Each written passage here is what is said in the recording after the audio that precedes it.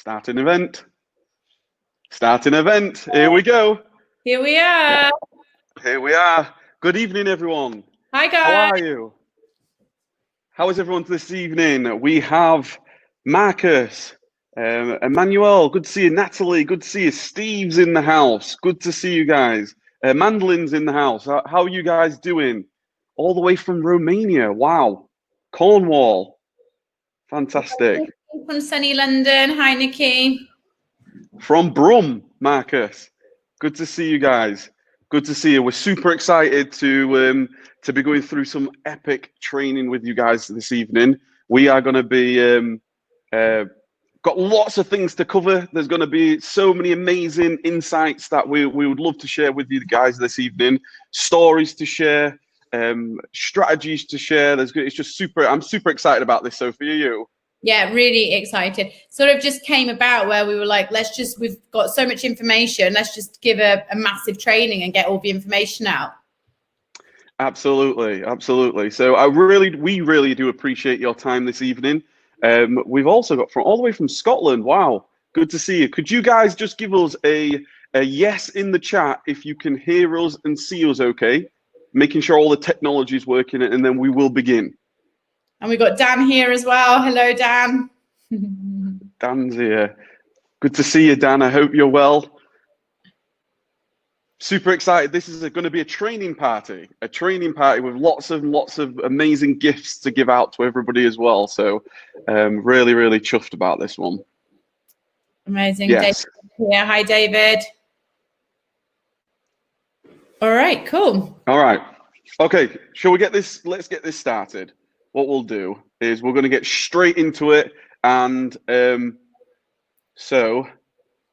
Hopefully we're not too small and you guys can still see us. Hopefully we have learned from last time. Okay. Hopefully you guys can see the slideshow that it pops up for you. So super excited about this one because we're going to be talking about, me and Sophie were talking about what we could do for our mastermind in our community. And we thought, well, why not just create a live training on an evening going into Q4 and just share everything that we've learned, basically. So this is just going to be an all-out, just sharing as many stories, as many golden nuggets, strategies, everything that we've learned over the last sort of combined nearly 7-8 years at this point in our own businesses online. So the title of tonight's training is Virtually Unknown Secrets to Maximizing Your Online Arbitrage Business, not just for this Q4, but every quarter.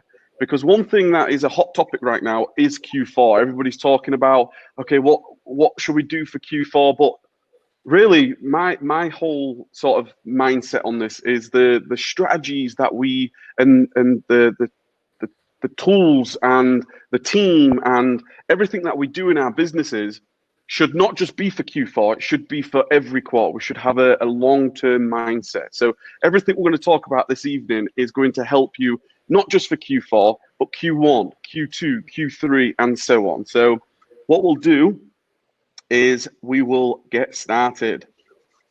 Just a quick disclaimer, just before we get started, that obviously myself and Sophie, we're just going to share everything from our own personal experiences. This isn't, and you guys will know this anyway. This isn't in any way saying this is a get-rich-quick scheme or anything like that. It does take hard work. It does take a lot of energy. It does ultimately. You need to take massive action. So just a quick one right there. But our goal this evening is to share with you a proven roadmap to build your online arbitrage business. How online arbitrage can create freedom in your life, can get you out your job if you're in a job right now, to start building on your dreams and not somebody else's. How many Amazon sellers get stuck in the business model and never transition to build it into an asset for them. And then we're gonna share with you the exact steps that you need to take to 100% automate the business from real actions, from real experiences. And mine and Sophie's goal this evening is just simply to over-deliver and hold nothing back. So we are going to be sharing absolutely everything with you guys. So if you've got any questions at any point throughout the entire training, please just just get the questions in. We will have plenty of time at the end just to chat with you guys and go back and forth. Sound good? Amazing. Perfect. So Christmas has come early as well. Christmas has come early. So there's going to be gifts all around this evening. There's going to be some random gifts at random times. There's going to be some gifts that we give away is going to be first come, first served basis. So you guys that have joined us live this evening is going to be fantastic because you're here live. And you guys that are watching back on the recording, then it's great to have you here on the recording too. But stay alert, take lots of notes and get involved. You guys that are in the chat right now, get yourselves involved, introduce one another, because this is ultimately what it's all about. Masterminding is so powerful, sharing from each other's experiences, because everybody's journey is so unique and everybody learns different things. So Christmas has come early tonight, so I'm super excited to give some random gifts out. Aren't you, Sophie? Very excited. Are you guys excited to get your gifts? Give us a yes in the box if you're looking forward to getting lots of freebies. Kev's up the game with his freebies as well, so I've added those into match. So how tonight's going to look, there's going to be a 2-part training.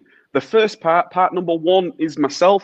Part 2 is going to be Sophie. There's going to be lots of questions and answer session, so don't hold anything back. All the questions that you can fire at us, we're all yours this evening. And our challenge, ultimately, our challenge here is, how do we put years of experience into a short live training?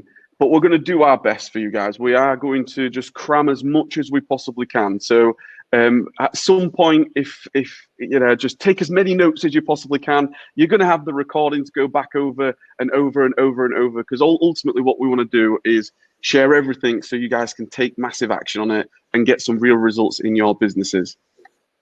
So are you ready?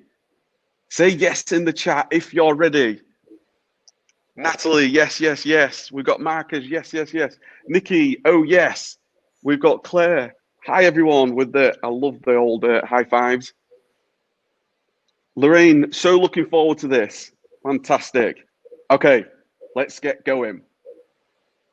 So part 1, this is my part of training. So I'm going to share with you guys this evening that I'm basically going to pull all the curtains back on 5 years of my own journey and how I've built a fully systemized and automated 7-figure business. I've had the experience of online arbitrage, wholesale, private label. I've got multiple streams of income at this point. I've started from home in 2015, and now just a short 5 years later, I mean, it feels like yesterday when I started.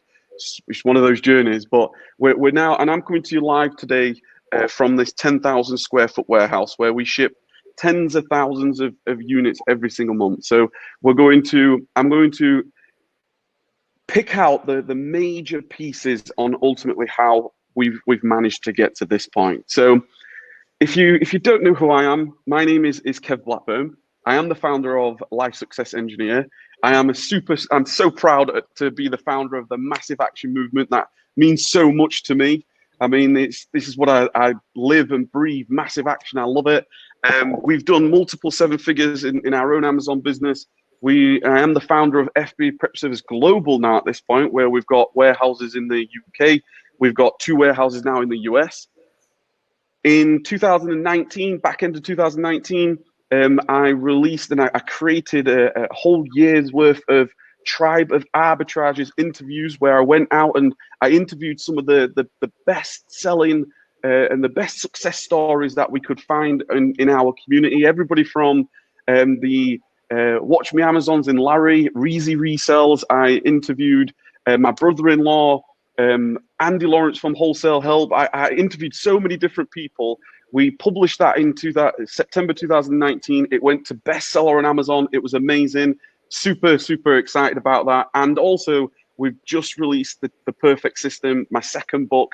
I've got a team now of 30 plus people from around the world. This includes full-time staff here in the warehouse, as well as freelancers from around the world. Some people are part-time, some people are task-based sort of virtual assistants, but I've got an exceptional team. I'm so proud of every single one of my team. And I featured in a Telegraph success story earlier this year, and that's ultimately, it's pretty crazy just to sort of see it in that way. So where it all began, I wanted just to set a bit of a sort of a foundation to this, because I believe that every single one of us have a story to share, and it ultimately is the fuel in your life, in your journey, whatever story it is for you, whatever, if you've got a full-time job right now, if you've got a family right now, well, ultimately, whatever it is for you, there's something in your story that is unique to you, and it can be the trigger for you just to change your entire life. But for myself, this is where it all began. I mean, I started my electrical engineering apprentice back in 2006, and then I graduated in 2014 after a whole 8 years worth of training and education. I got my first class degree, and that was my proud graduation day. And I actually became an electrical engineer, which I've worked for so many years, in early 2015. So this is where my sort of career began. But something happened in my own personal journey, which I think that we can all relate to, especially this year. We started getting lots of reports that the steelworks that I was working at, they were going to start cutting jobs. People were under threat. People, the company was downsizing. The company was losing money.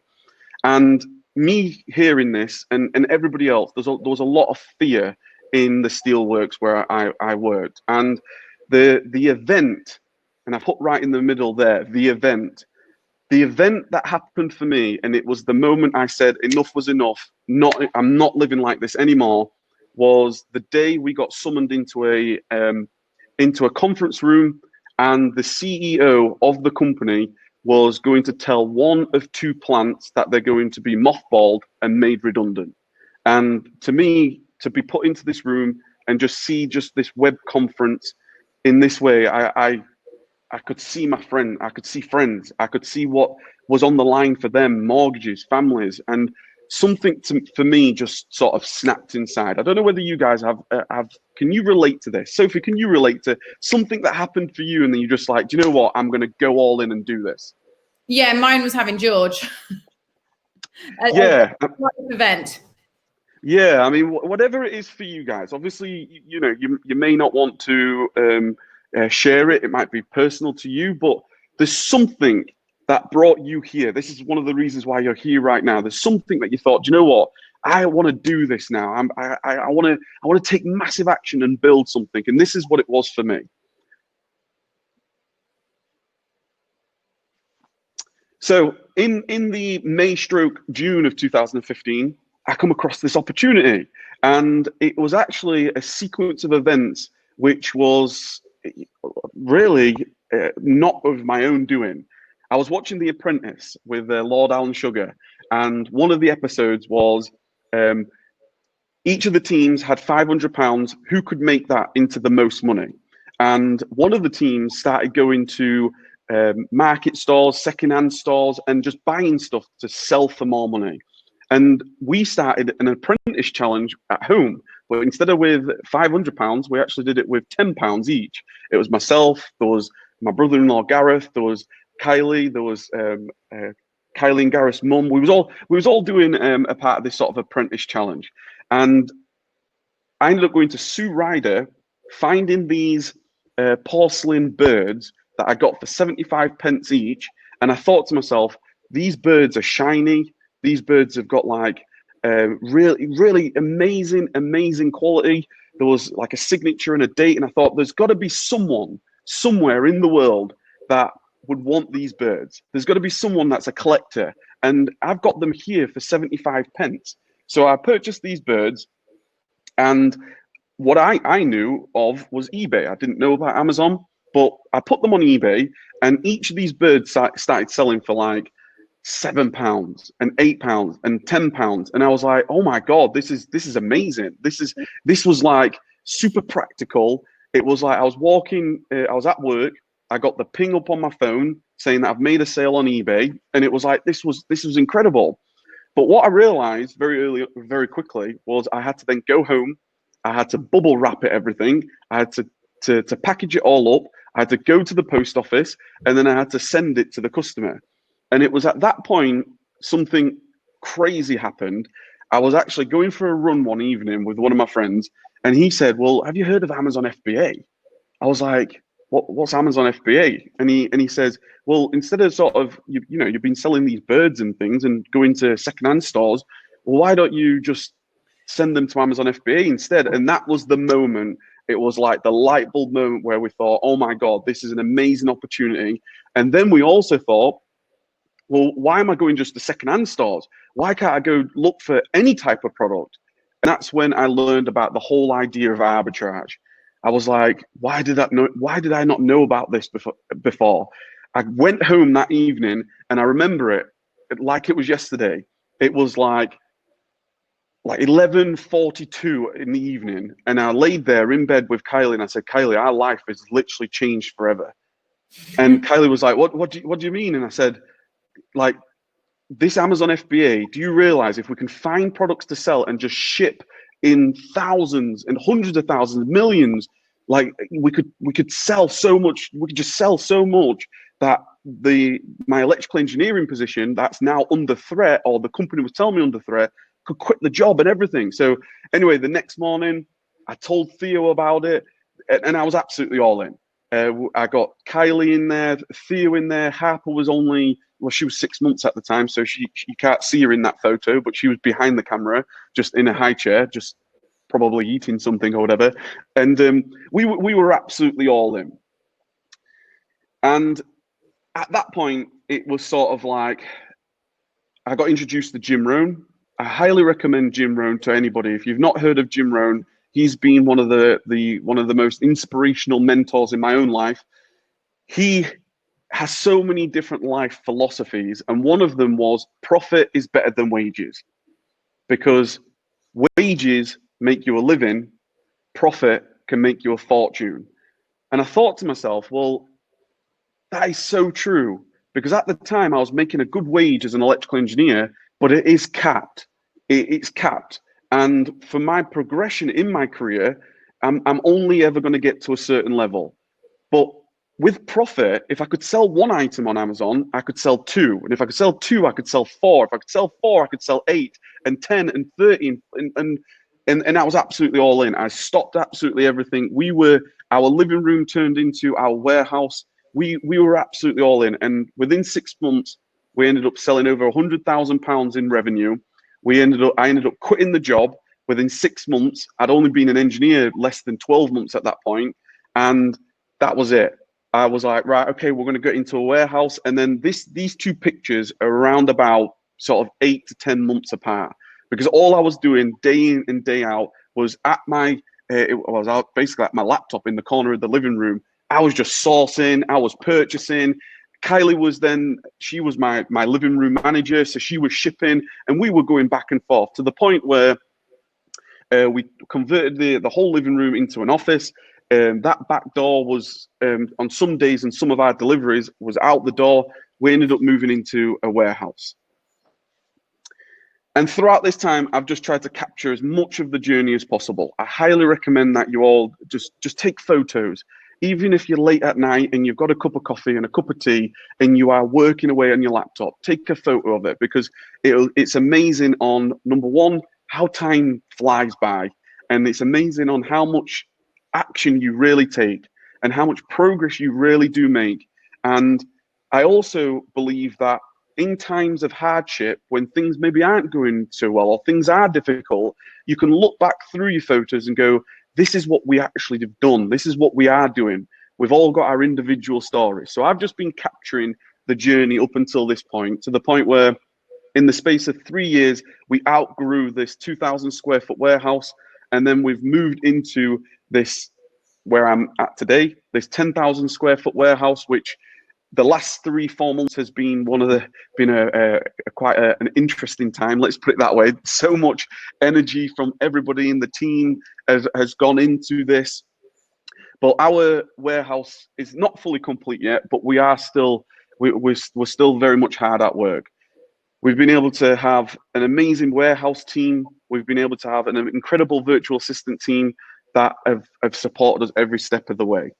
And throughout this time, I've tried to share as much of this as possible with you guys.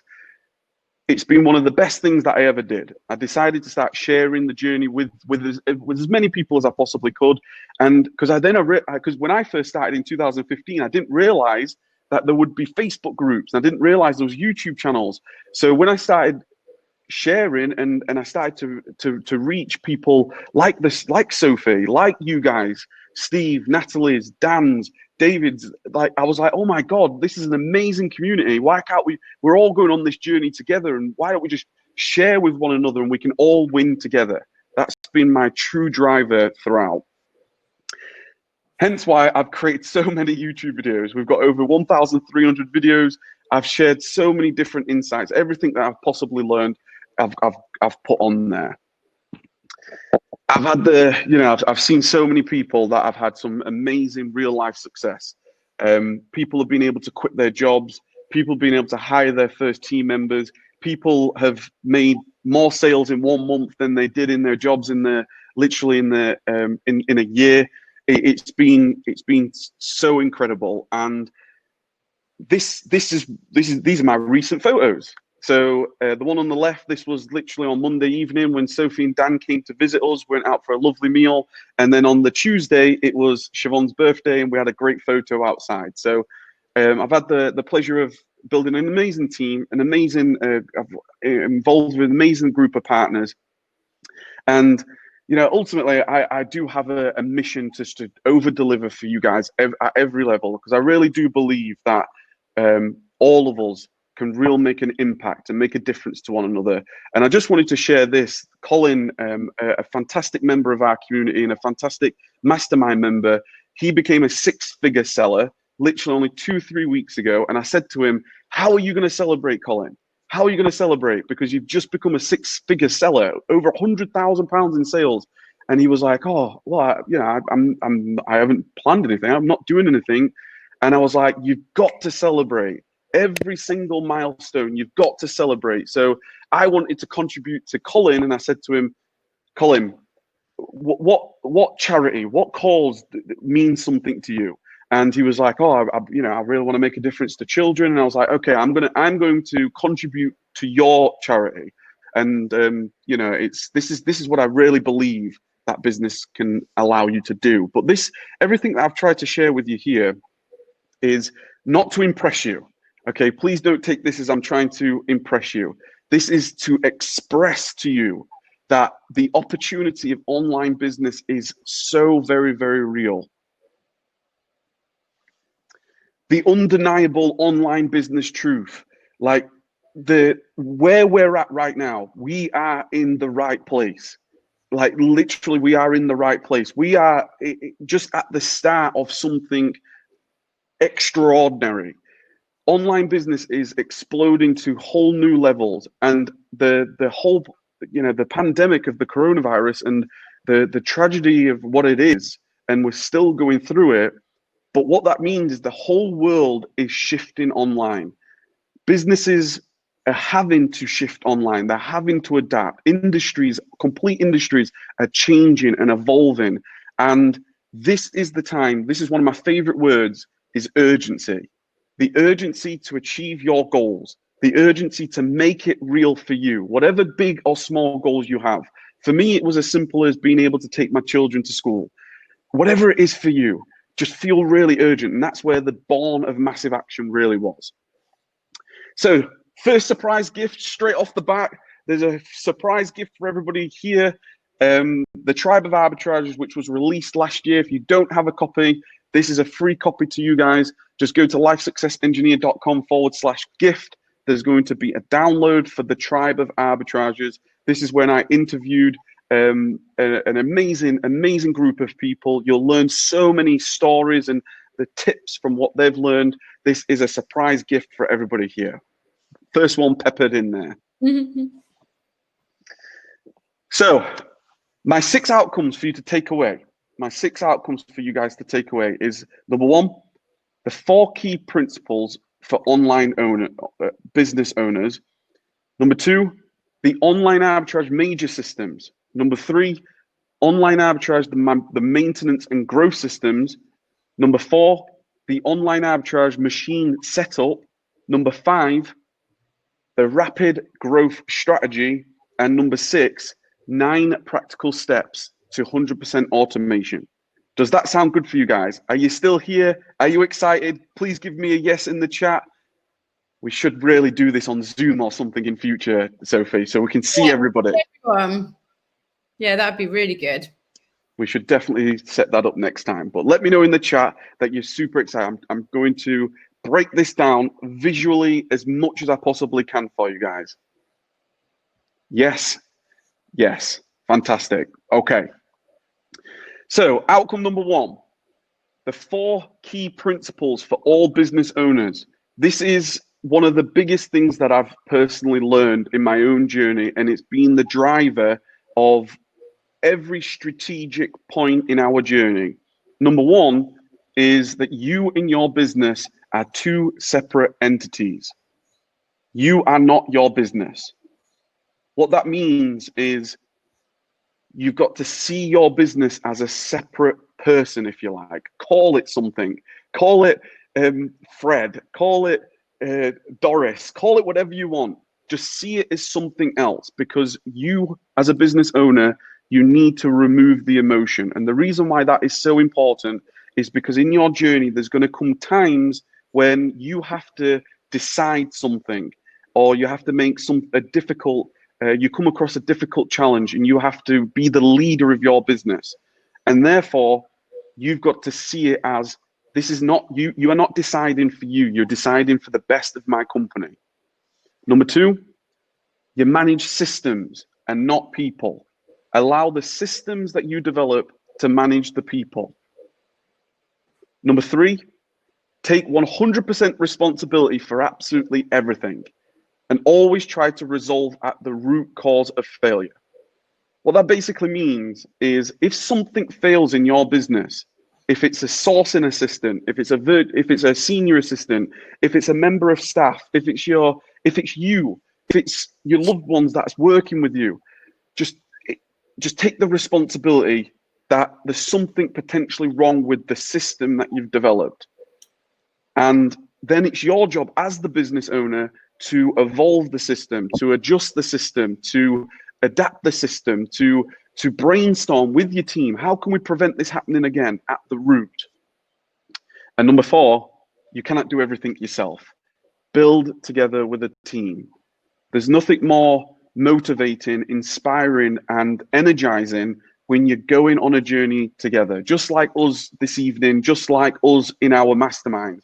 Going on a journey with people together as a force, you are going to be more unstoppable than ever before. And that's why, you know, the team that I have behind me, and the team that Sophie has, and the team that you guys have, you're in it together. So these are the 4 real key principles that have been a major mindset focus in my own business. And this is one of the reasons why. Have you guys heard me share the story of miserable millionaire Mike? Let me know in the chat. Just say Mike if you've heard it, or if you haven't heard it, say not Mike. Let me know in the chat. This is a story. I love this story because it's got a real punchline to it. It's really important. Miserable millionaire Mike. Okay, so here's Mike before being a millionaire. He got inspired and got to work. Who can relate to that? And yeah. I know me. You're like, oh my God, online business. I'm so excited. Let's do this. I'm super excited. I'm like, let's do this. Every moment of the day, friends are asking you to go out partying. No, I'm not. I can't. I'm busy. I'm working. You're getting up in the middle of the middle of the night. Who's woke up at the middle of the night with an idea and you're like, oh my God, this is so exciting. I mean, I have. So did millionaire Mike. He got inspired and he got to work. After 2 to 3 years, Mike had made it. He had become millionaire Mike. He'd made it. Now, I don't know what your goals are. You may have goals to become a millionaire. You might be a millionaire already. You may, whatever your goals are, Mike's goal was to become a millionaire. But he was overworked, he was stressed, and he had no time off. Because Mike had made a number of mistakes. He had the one-man band mentality. He was the slave to his business. He had no systems in place.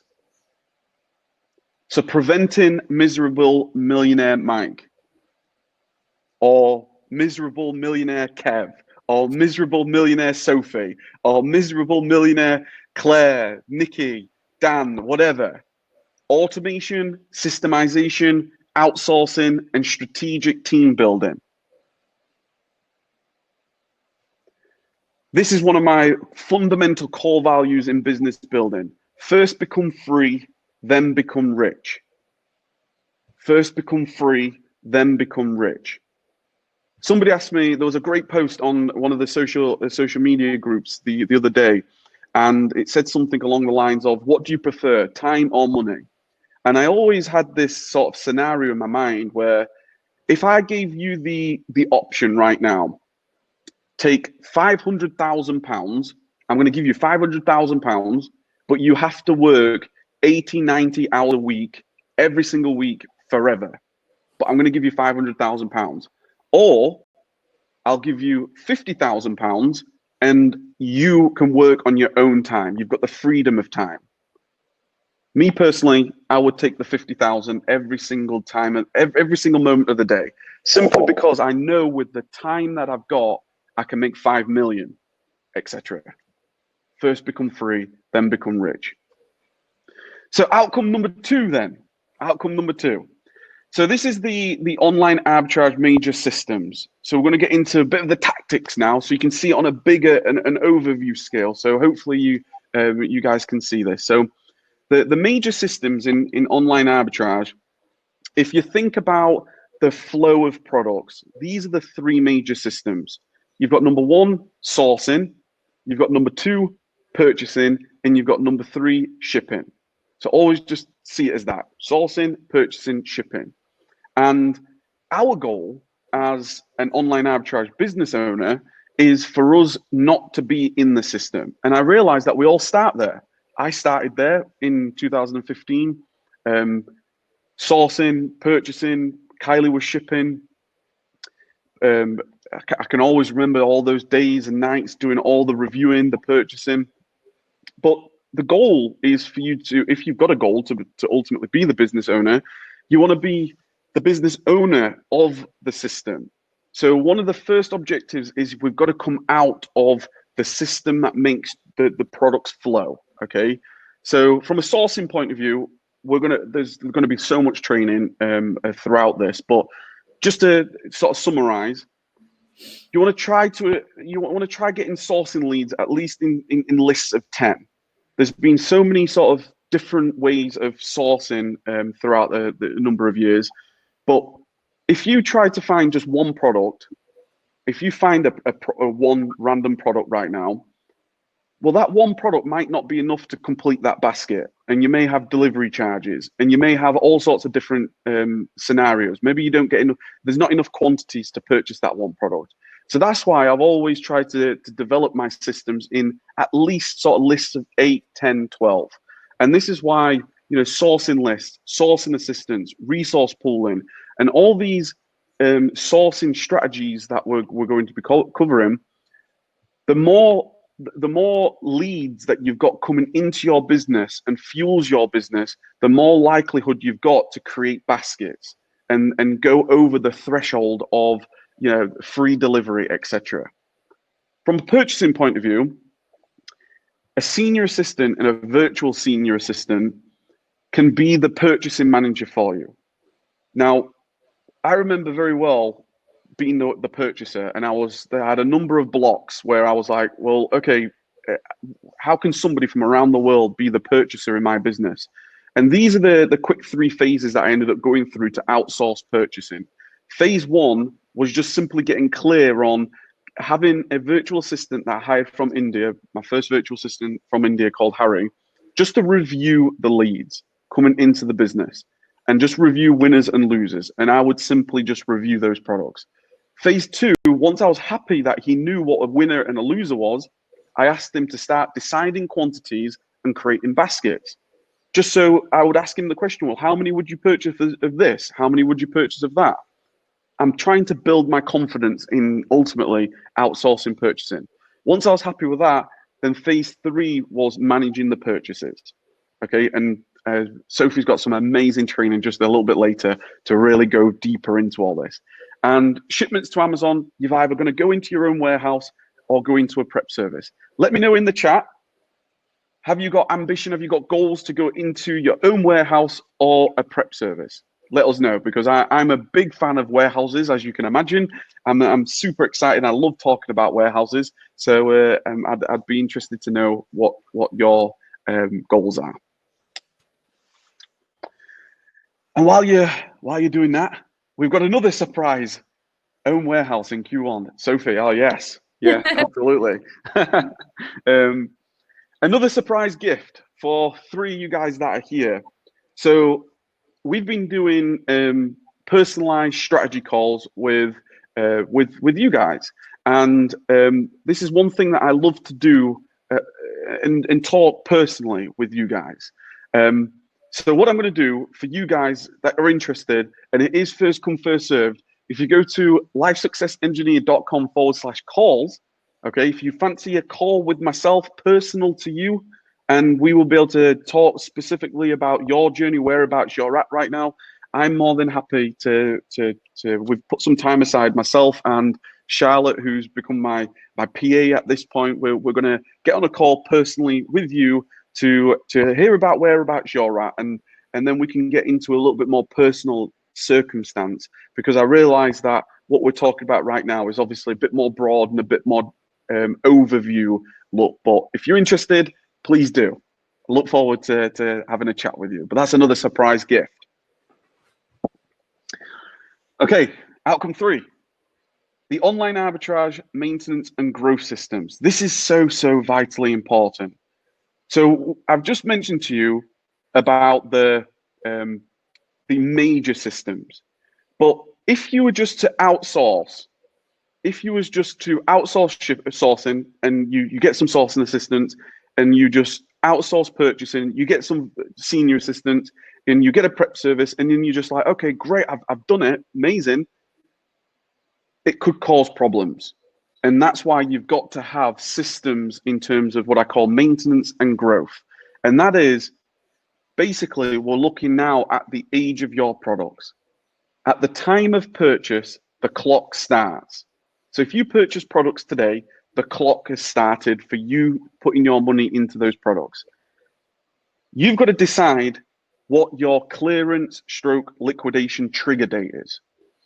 So for you, it might be 30 days, it might be 60 days, it might be 90 days, it might be 15 days. It all depends on the resources that you've got available today. If you've got plenty of capital and capital isn't a bottleneck for you, then you could have a trigger date a little bit longer, that you're willing to stay hold of that stock for a little bit longer. But to see it from a visual point of view, from the time of purchase today to your clearance date, trigger date, if your products sell out from the today to the trigger date, you're now in the replenishing phase. And what that basically means is you may not have, well, you will have not have purchased enough quantity to get you to the trigger date. So all the analysis that you've done through Keeper and all the tools that you may have, analysis tools that you may be running right now, you may have purchased 6 units, 12 units, 18 units, 30 units, whatever it may be. And let's say you purchase those products and then it gets to Amazon, and then 14 days later, you sell all those products out. Amazing, fantastic news. But if it's not reached your trigger date, your clearance date, I see that as you've now lost money, not made money, because you could have just purchased more quantity at that point. And the issue that you have with online arbitrage, when there's different offers that come on, and different clearance offers, depending on what product that you may be purchasing, you may not be able to get that product anymore, which means at the time of purchase, if you had purchased the right quantity or a better understanding of quantities, then you may have kept hold of that product a little bit more and closer to your trigger date. Now, on the flip side of this, if you purchase some goods some units, and let's say you purchase 12 units and it gets to your trigger date, now you're at a point where you're in the clearance phase, that you're now in the inventory health phase. This is what I call it.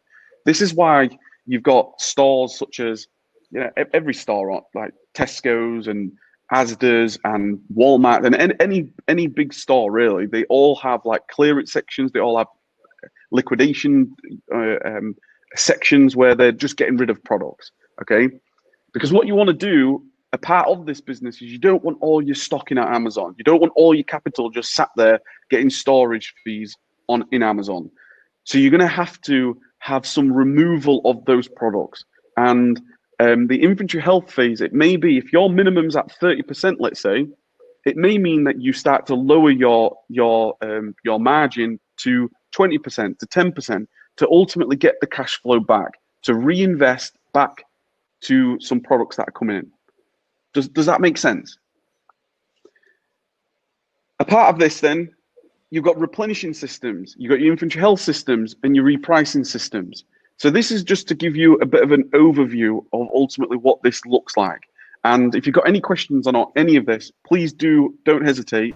Ask any questions away, and we will get into your specific questions at the end. Okay. Outcome 4, the online arbitrage machine setup. So this is ultimately what the online arbitrage business looks like on a bird's eye view scale. Okay, you've got sourcing members, which maybe your sourcing assistants, maybe this is just you right now, which is fine, but you've got sourcing assistants, senior assistants, and then you may have a prep service, or you've got a warehouse. And in your warehouse, you're going to have, or specifically what we did in our structure, we've got warehouse technicians and warehouse processors. Warehouse technicians, they're basically team leaders, and warehouse processors, they're the great team that do all the labeling, the bagging, the bubble wrapping, and everything else. But this is ultimately the flow. You've got your sourcing assistants finding products, you've got your senior assistants reviewing purchasing products, and then you've got your warehouse team or your prep service that's going to accept those products and get them shipped into Amazon with all the quality control and everything that goes in with that. Above that, then, you can then have virtual assistant team management, you can have warehouse management, you can have operations management, and financial management. So I just wanted to give you, again, a bird's eye view, because I find it a real powerful thing. And I don't know whether you can relate to this, Sophie, but if I can see what I'm building towards, it makes things clearer. Yeah, definitely. Do you agree? Yeah. Yeah, absolutely. So this has been sort of my own personal experience, and I wanted to share this from a setup point of view, so you know where you're aiming towards. Here's a rapid growth strategy. Okay, these are just 5 points on how you can work on your business right now. If you want to rapidly grow, these are 5 points that you can set some time in your business, whether it's a Wednesday evening, Thursday evening, Saturday morning. Try to schedule time to work on your business, and then think to yourself, and this is brainstorming sessions, and you can do this with your team members too. These are 5 points. If you want to rapidly grow in your business, it makes sense that you need to find more products. That makes sense, right? More inventory, that you find in more products, will ultimately mean that you're going to sell more. So having a great discussion with your team or by yourself, or having a whiteboard session, don't hesitate to think, okay, how can we find more products? Brainstorm everything. This is one of the and I'll tell you why this is so powerful. This was the reason, and I know Nikki put a question here about resource pooling. This was a part of this brainstorm of how can we find more products. The idea of resource pooling came about because we stepped back and we were thinking, how do we find more products? Resource pooling, and we'll answer the question shortly. Number 2, decrease turnover time. Ultimately, get faster selling products. Mm-hmm. So all the products that you've got in your business right now, if you pick out all the products that you've sourced in your business, for the last 1 month, 2 months, 3 months, however long you've been selling. Just you can just do averages on your sales rank, for example. Just get a bit of an idea of how much of a quality of product have you been selling on average. So you can go across your sourcing assistant team and go, on average, for the past month, my sourcing team or my sourcing assistant one, your team member, on average has found products around about 80,000 in sales rank. So now you've got a target for your team member.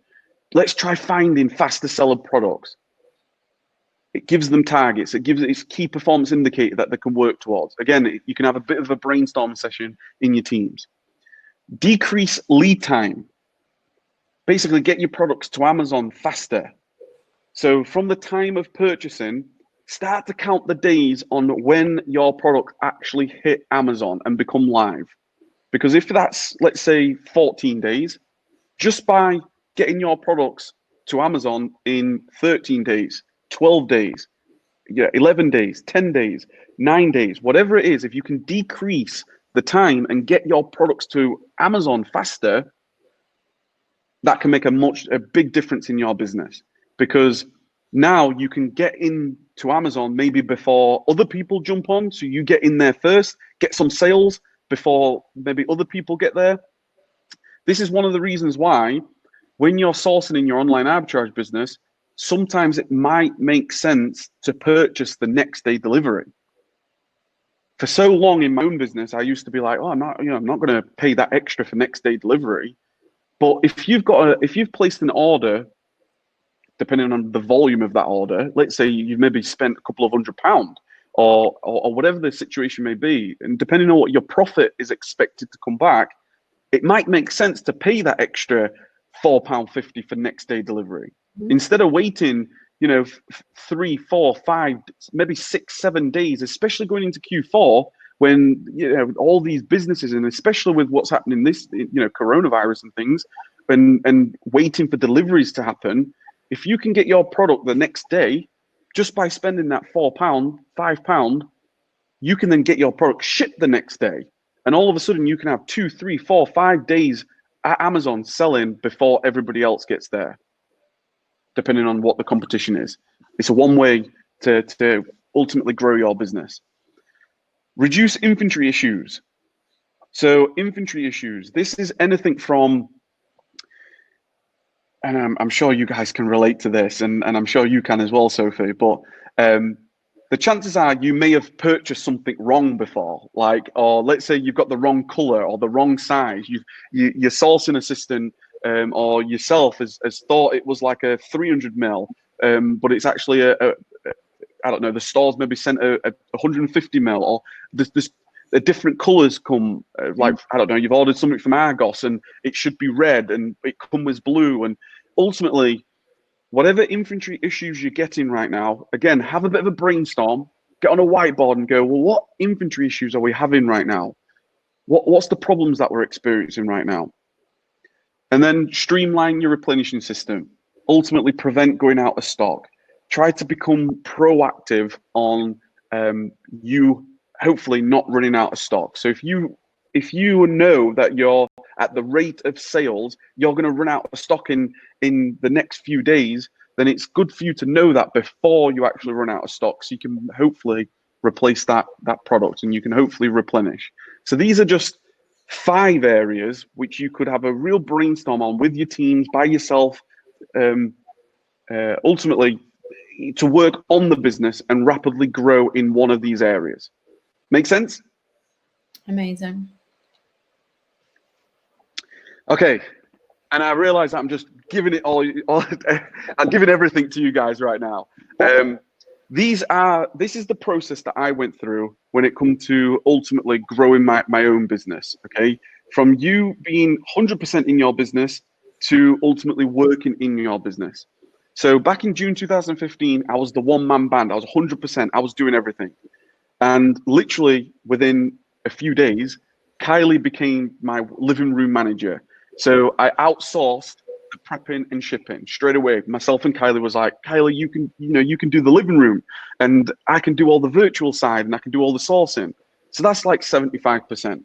Step 2 would then be to start looking at the next most time-consuming task, which is sourcing.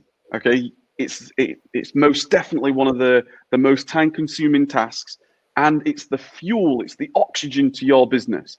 So that's when I started to outsource my sourcing. My first virtual assistant was in the August of 2015, and I still remember the day. I really do. I still remember the day getting that first list in August of 2015, and I was completely blown away. I was like, oh my God, this is like amazing. To get an email sent to me, and back then it was email. You know, I'd not even thought about Google Sheets and things at that point. I used to just get an Excel sheet attached to my email, which I'd open up and I'd go, oh my God, this is amazing. And then I realized we could make this much better. We got into Google Sheets, and then they started to update on Google Sheets. But the next step is outsourcing the sourcing of your products. After that will then become outsourcing the reviewing of those products, and then purchasing of those products. Can you see the logical steps here, which is the steps that I ultimately took? At that point, by step 5, you've got shipping done, you've got sourcing done, you've got reviewing and purchasing done. This is your major systems. At that point, you can then start to look at ultimately the growth of your business. And this is where your growth managers then come in, everything admin wise, your customer messages, your customer feedback, your repricer express, just your basic accounting, and all these different things that you need to do in the business. Then operations management, you've got team members, you've got sourcing assistants, senior assistants, you've maybe got a warehouse staff, then you've got to have some type of operational management. When things are starting to get super exciting for you, you can then start to bring in financial management, and then ultimately you want to get some growth in your business. And this is one of the reasons why I brought in my COO in Steve to start to continue building the business and growing the business. Hopefully I've tried to simplify this as much as I possibly can so you can see the steps. Some important additional notes. You guys that are in online arbitrage right now, you should hopefully want to, and you should by now, is you should be working on wholesale in your business as well. As your business becomes more mature, the natural progression will be to go into wholesale, because wholesale is the natural evolution of an online arbitrage business, and it can make your online arbitrage business easier over time too. If you're having to find 10, 20, 30, 40 different products every single day that sell 5 units, 8 units, 10 units, and then you've got to keep finding them to keep up your sales and keep up your shipping, your sales, just by finding the one product in wholesale that could sell 50 times a month, 100 times a month. That's going to make, and it's going to basically take off the pressure of your online arbitrage business, and it's going to make it more mature in terms of building relationships with your wholesalers, building relationships with your suppliers, especially if you start getting to the point where you've quit your job, you've got team members, maybe a warehouse. And I know, David, you said that you wanted a warehouse. Once you're at a warehouse, you want to naturally become more mature in your business. You want to introduce key performance indicators across your business, everywhere, every fine detail in your business. So I'll give you a quick sort of analogy of this, and it's a quick sort of story that I tried to share. The reason why key performance indicators are critical for business is on the same, it's got a same sort of relationship to a hospital sort of looking after somebody in A&E. So imagine somebody has unfortunately just had an accident. They get rushed to the hospital.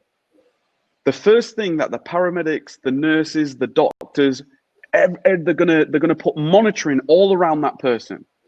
They're going to find out their blood pressure, if they're sweating or not, their temperature. Are they bleeding? Are they conscious? Are they shaking? Can they speak? Can they not speak? what happened? Where did they get a hit to the head? Did they get a hit to the body? Wherever they're basically gathering information. That's what the doctor's key performance indicators are, because what they're trying to do is they're trying to find out what area they need to focus on and prioritize. So this is why one of the things that I always try to do, especially when I'm working in my own business, but also working with anybody else, is I always go, okay, let's run some key performance indicators across your entire business. How much you sourcing every day? How much you spending every day? How many units are you purchasing every day? What's the average margin that you're purchasing at? What's the average quantity that you're purchasing right now? Basically, key performance indicators across your entire business, and it will focus you in areas of growth. In terms of communication, please do use Slack. Slack's a fantastic tool, and I love Asana too for task management.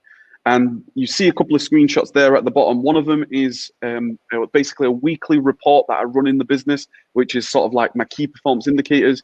And depending on how you set your Slack up, you can get your team members to start giving you basically a breakdown on the information that you want to see. All right. How was that? That was awesome. Your graphics were so good. I'm just like sat here thinking, I wish that I'd had access to that sort of information when we started our business. Yeah, my goal there was it's like a waterfall, just to try sharing as much as I possibly can. So I really hope that you enjoyed that. And I know I'm super excited about what Sophie's about to share with us. But yeah, can you take over there now, Sophie? How did you enjoy that, guys? Give me a yes in the chat. Give me some feedback. Kev? Yep. How do I change the slides? It's not, got it. It wasn't allowing me to. It was muted out. All right, amazing. So yes, Kev, that was fantastic information. The guys in the chat are saying, fantastic. Thank you, very invigorating from Nikki. Natalie, always great information, Kev. All right, guys, so on to my, I didn't plan this very well. I should have gone first because trying to follow Kev now, I'm a bit like, so here, my slides are definitely not as visual, but hopefully you're going to find the content is really relevant to you. So what I'm going to be talking about is the key roles, essential tasks, and cash flow systems to ensure that you are running the most profitable business possible this Q4 and every quarter after. So if you're excited to hear about that, then give me an I'm excited in the chat. I am excited to deliver it for you. So by the end thank you. By the end of this part of the training, you will understand the key roles within your Amazon business, have details of the daily, weekly, and monthly tasks that need to be completed for your business to run as effectively as possible, understand the cash flow systems, which Kev has actually already discussed. I'm going to discuss them in further detail and in a slightly different way. So that's really good. We're re-emphasizing the same points there, and how the roles that I'm going to talk about feed into them. I have loads of free gifts to provide you with as much value as possible. I want to give you a new perspective on the importance of scheduling, not just scheduling within yourself, but scheduling within the different roles within your business as well. And right, this is to see if everyone's still there. You're going to be $4,000 up. If you're excited to be $4,000 up by the end of the training, definitely write $4,000 up, please, in the comments. Let's see who's still excited. Okay, so I also want to make sure, so this is just re-emphasizing, as Kevin talked about, our goals are to help give you a roadmap to encourage success in your Amazon business, to inspire you with stories from our journeys, to share essential and practical information. Yeah, everyone's shouting about the £4,000 up, please. Don't worry, I've got your back. I will tell you exactly how by the end. Oh, Lorraine's back. Hiya. So we are going to share essential and practical information to help you in building a profitable business, save you hundreds of hours of time by learning from our mistakes. Like I just said from watching Kev, oh my gosh, if I'd have had access to that information when I started my Amazon business, it would have saved me. I think I could have done what I'd done in half the time. And also to just have a load of fun with you guys tonight. So Lee, welcome back. I'm glad that you sorted your baby out. So guys, get ready, get your notepads out. It's 8 o'clock now. So if you want to grab a drink, I think it's completely acceptable. Let's carry on this training party. All right, so for those of you that don't know me, I'm Sophie Dearden. I am a 7-figure Amazon seller, almost actually. I wanted to just check it, and we're about 65 grand off. So we'll do a big announcement when we are 7-figure Amazon sellers. Pressure's all on my husband now because he runs our Amazon business. So he needs to make sure he grabs and gets that done. Hopefully in the next month we should. I'm also the founder of Resource Worldwide, and I am a massive action coach with Kev's Life Success Engineer Academy. Okay, so my story, how did it start? I know a couple of you have had some childcare issues tonight, so you'll be able to relate to this. But back in February 2018, I had my son, George. So that's a little baby picture there. I think he looks cute. You might think he looks like, you know, other people say, oh, look how cute my baby is. You're like, that's a weird, funny looking thing. If you think he's a weird, funny looking thing, I won't take it personally. He gets cuter in the pictures. So I had decided that I didn't want to go back into the corporate world when I was pregnant. I worked in a corporate job. It was really good pay, but it was long hours, a lot of time away from home. So my mom's picture of me and my mom there had been very aware that I didn't want to get back into the corporate world. And when George was a couple of weeks old, she came over to my house and she told me that she'd just heard of this thing called online arbitrage. She tried to explain to me what it was. I didn't see how you could ever possibly sell enough stuff on Amazon to make money to make it replace my income at the time. However, I was looking for an opportunity. I was completely open-minded. So I watched the webinar that she'd watched, and from there we decided to give it a go together.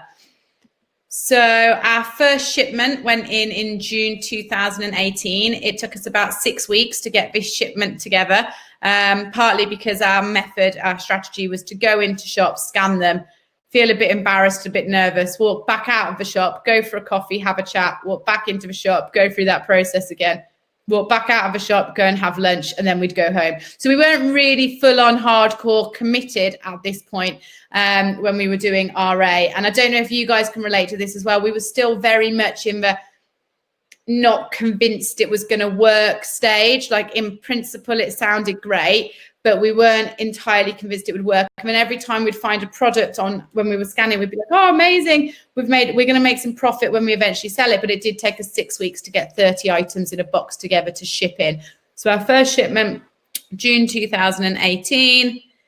And then our first sales came in July 2018. And my husband and I were in Porto. It was the first holiday abroad we took George on. So he was 5 months, and we were actually sat at that restaurant looking out to the sea from the restaurant, and we got 4 sales in that day. We did £41.65 revenue, which I think gave us about £4 profit, and we were absolutely buzzing. Similar conversation to the one that Kylie had with Kev. From that moment, I was like, oh my God, it worked. We made sales. Damn, this is it. We're going to be millionaires.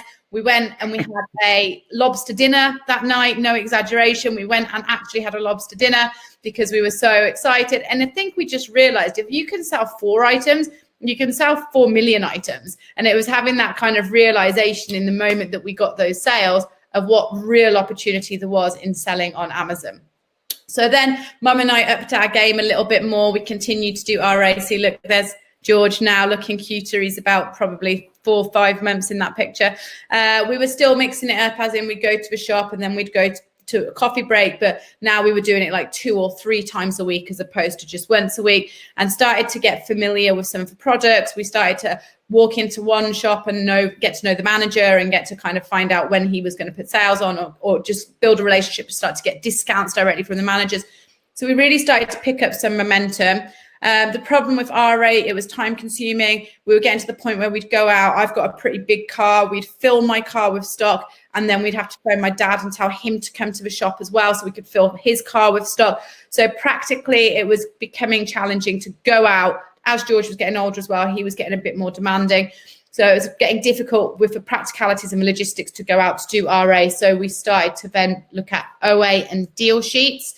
And again, that just took the business to the next level. So we were approaching Q4 in December time. when we moved into OA and deal sheets. And similar to Kev, we documented as much as we could along the way. So I recommend that you do the same. There's pictures there of some boxes waiting for the UPS man to go. And 6 months later, December 2018, our house was starting to look a little bit like a warehouse, but we were really excited. We'd started to make some decent sales. So we did £15,000 in December 2018, which was definitely a respectable amount. And it meant that we saw, okay, we can really make some money here. That was going to put us in the area of the six-figure Amazon sellers if we carried on at that pace. So we knew it worked, but we had some questions, and we, at this point, after 6 months of selling and playing around and seeing what worked for us and getting the excitement that this was an opportunity we really wanted to pursue, we needed to start looking at some numbers. And this is something I want you guys to do. Anyone who hasn't been on a training with me before, this is something that I always talk about doing really early on, as soon as you can in your business, is get to know your numbers. So you're not just kind of guessing, right? Get to know your numbers. This is a real business. You need to treat it and run it like a real business. So I thought about how many sales do I actually need for me to be able to replace my income. The first 6 months, like I said, was just an experiment. We weren't really running it as a business. Now we decided it really was a business opportunity that we could scale. We needed to look at the figures and get serious about scaling it. So just a couple of things for you guys to think about. What stage are you at? What are your numbers? You know, if you're looking, I know some people in the group tonight are looking at handing in their notice. I saw that a couple, I can't remember who it was. Sorry, David, I think it was. You just got made redundant, I think in July, you said. So you've gone all in. So what do the numbers look like? What do you need to be able to replace your income? What do you need? What can you take out of business? How many units do you need to sell for that? Have you got a plan for getting those in consistently? So just some things for you to take away tonight and answer those questions.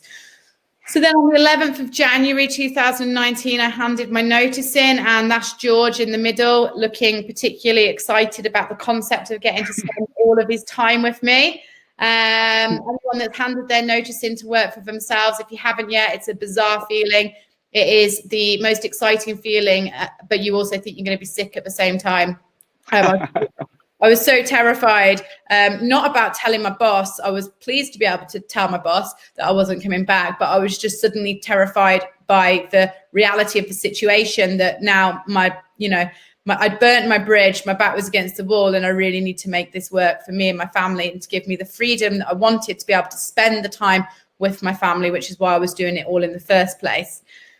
So then December 2019, see, I told you George just keeps getting on cuter. So that took us up to last Q4, and this was a screenshot from December of last Q4. So we'd only just hit December the 16th. We were on almost 37 grand in sales. That was just in the UK as well. We did a lot of our sales when we were doing OA came from Europe. So we'd significantly scaled our business in the following 12 months once we decided to get serious. It was enough to be able to pay me a decent income. And where did that then take us? Kev and I have used the same picture. We did not plan that. We didn't discuss using this picture.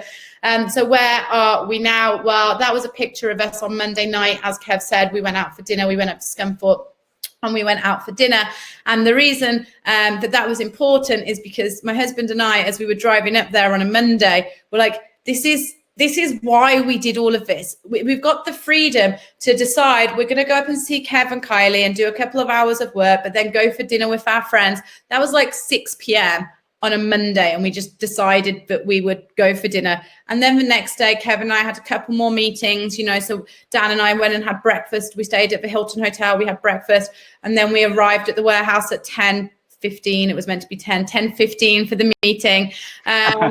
And we did a couple of extra hours work, and then we left at 2:15. And I'm not saying every day is like that, and I'm not, for the same as Kev, really, I'm not trying to say, oh, look how great it is, we'll look at what we've done.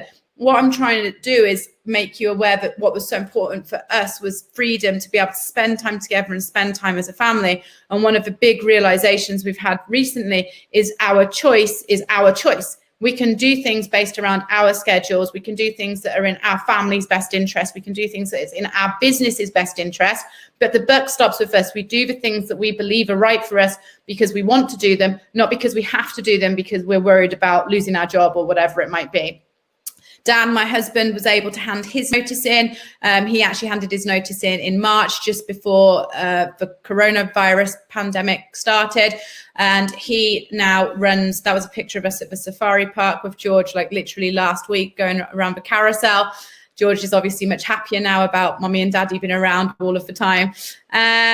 So where we are right now is we've done almost 1 million in sales in our Amazon business. We started a second company where we place virtual assistants for business owners. We've placed virtual assistants in over 100 businesses across the world since starting that company.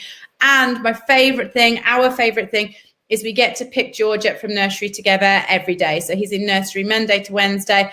Every single day, we're the only parents that go together. And the nursery's like 2 seconds up the road. We don't need to go together, but we make it a thing where we go together to pick George up from nursery. And his face is, he's ecstatic every day. It's mommy and daddy go. And it was really important to us to be able to do that. So that's my favorite thing about where we are now. All right, so what can we talk about? So again, I really wanted to bring as much value as possible to you guys tonight. So I thought, well, what do I know the most about? Where's my area really of expertise? And I deduced that it was the key roles within your business, daily, weekly, monthly tasks that must be carried out to ensure that your business runs as smoothly and as profitably as possible. I'm going to talk a little bit about scheduling because it can be very overwhelming. And if you relate to this, just drop me an overwhelm in the comments box if this business at any point or is currently making you feel overwhelmed. Hopefully, I'm going to be able to help you by explaining some of the methods I use to deal with all of the different things that have to get done. And then I want to talk about how that impacts your cash flow system and business overall. So firstly, I'm just going to touch on the key roles in your business. So Kev's already touched on this and his graphics were much more technical than mine. I just got colored boxes and the different roles. So it kind of follows on nicely, but these are the key roles in your business as I see them. So you have sourcing profitable products, finding suppliers. So that's kind of the sourcing side of the business, getting those profitable products into your business consistently. Then there's the purchasing and the reviewing side. So those roles include replenishing stock, adding products to Seller Central, filing VAT invoices. Even if you're not VAT registered yet, invoices alone can be filed. Ideally, asking for VAT invoices, getting into that habit is a good thing to do prior to being VAT registered. Updating the 0% VAT ASINs in either your spreadsheet and Amazon or just your spreadsheet, again, in preparation for you being VAT registered.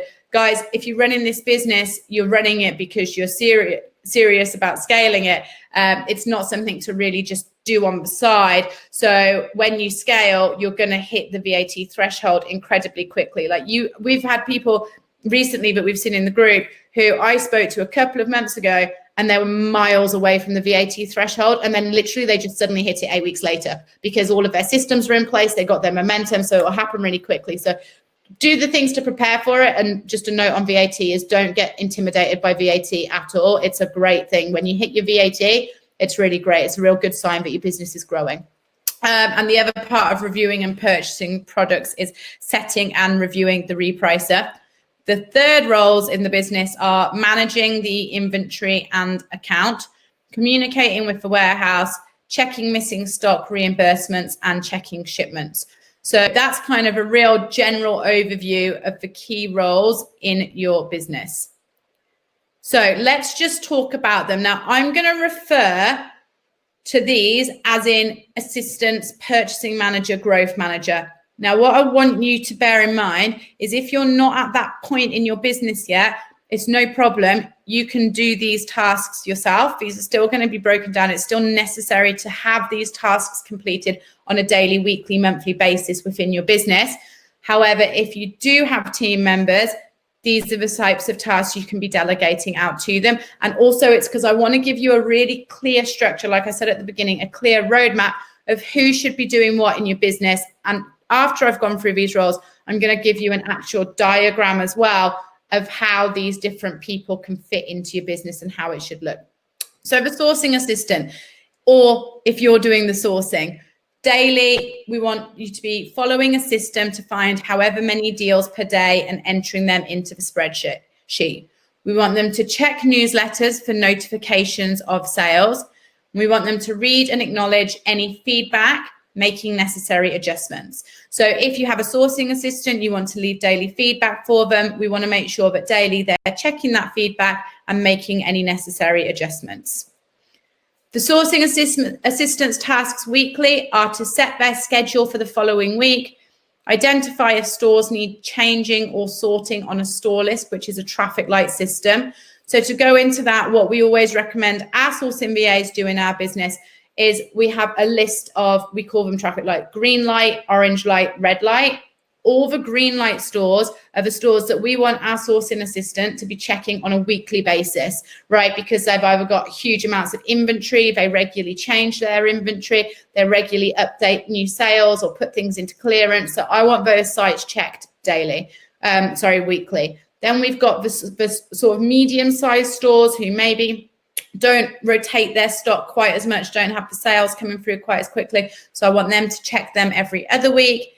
And then we've got the stores, which are smaller stores. So it could be little independent stores who have got an online shop or maybe recently have just gone online. So you can get some amazing deals in there, but it may be because they're smaller independent stores, they don't go through stock quite as quickly. So it's about a month before they update their stock or add things to their sales. So we always want to be checking that we are frequenting the sites as regularly as they need to be and that it's organized. So I get the sourcing assistant to organize that. It's never down to chance. It's not just like randomly, oh, today I'm going to check this store, this store, this store. Tomorrow I'm going to check this store, this store, this store. Everything's organized and planned. We want to make sure it's as systematic as possible. So we kind of organize, as Kev was saying, we want to be like organizing and controlling as much of it as we can and not leaving it down to just winging it and chance. So you can KPI that as well. You can look at the stores and you can go, okay, well, actually, this store gave me this many deals last month. This store gave me this many deals last month, and actually put a KPI on it so you know which stores you want to be frequently sourcing from. We also want our sourcing assistant to be searching for additional suppliers or stores to source from. Now, I've put here, this can fall under another role. Sometimes it could be a purchasing manager that looks for additional suppliers. Sometimes it could be you yourself that looks for additional suppliers. Or it could be your sourcing assistant that looks for additional suppliers. And then we also weekly want them to review the previous week's feedback as a whole and make the adjustments where necessary. So if their feedback last week showed that they put a couple of different deals on where Amazon were active and had the buy box, I'd want them to review that and set one of their goals for the following week to be that they make sure they don't put any deals down where Amazon doesn't share the buy box. And monthly, the sourcing assistant, or if you're doing the sourcing, needs to prepare the spreadsheet and schedule the templates for the following month. Okay, so on to the purchasing manager, or again, if you're doing the purchasing, the daily tasks. Kev just touched on this. This is to put in place for your protection, to have 3 different phases so that you feel totally confident that your purchasing manager is going to be purchasing the way that you would. So firstly, you would get the reviewing done. Then you would get the quantities and baskets created. Then you would, for the third phase, purchase 100% daily winners via cashback sites. Just as a side note, guys, I literally just thought of this as I was reading that.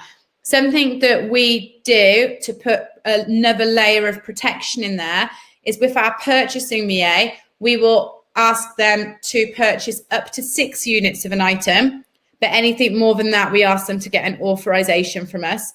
Or if anything costs, say, more than 25 quid, we'll ask to get an authorization. So the worst case scenario, because it was definitely a limiting belief that we had as far as purchasing managers were concerned, like, oh my gosh, what if they purchase 100 items and it's the wrong thing? And it's not. Worst case scenario is they would only purchase 6, because anything over that you would have to authorize anyway. And again, anything over £25 you'd have to authorize. So it's real kind of limitation damaging there. And the same as whenever I've ordered something wrong, if my purchasing manager does order something wrong, I just get it sent back. The remaining tasks are to upload all new inventory to Seller Central, add the VAT codes into Seller Central, give feedback to the sourcing team daily, maintain the master sheets, look after the KPIs and get those updated in the master sheets, alert the warehouse if you're using a prep service to any expected deliveries, or if you have your own if you have your own warehouse to fill out your sheet so you know what's coming in, and update the repricer. The weekly tasks are to request the VAT invoices from stores and suppliers, replenish the stock, run the development meetings for the sourcing team, and potentially look for additional suppliers to source from.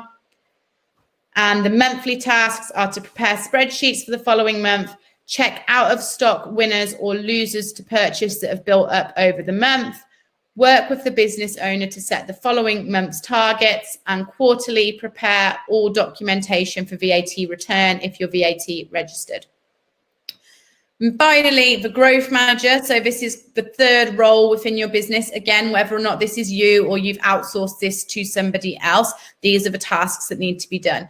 So the repricer needs to be actioned with the maximum inventory. The reason I put the repricer on twice is because if you don't have a growth manager in place, it is something the purchasing manager can do. It's really important that it gets done on a regular basis.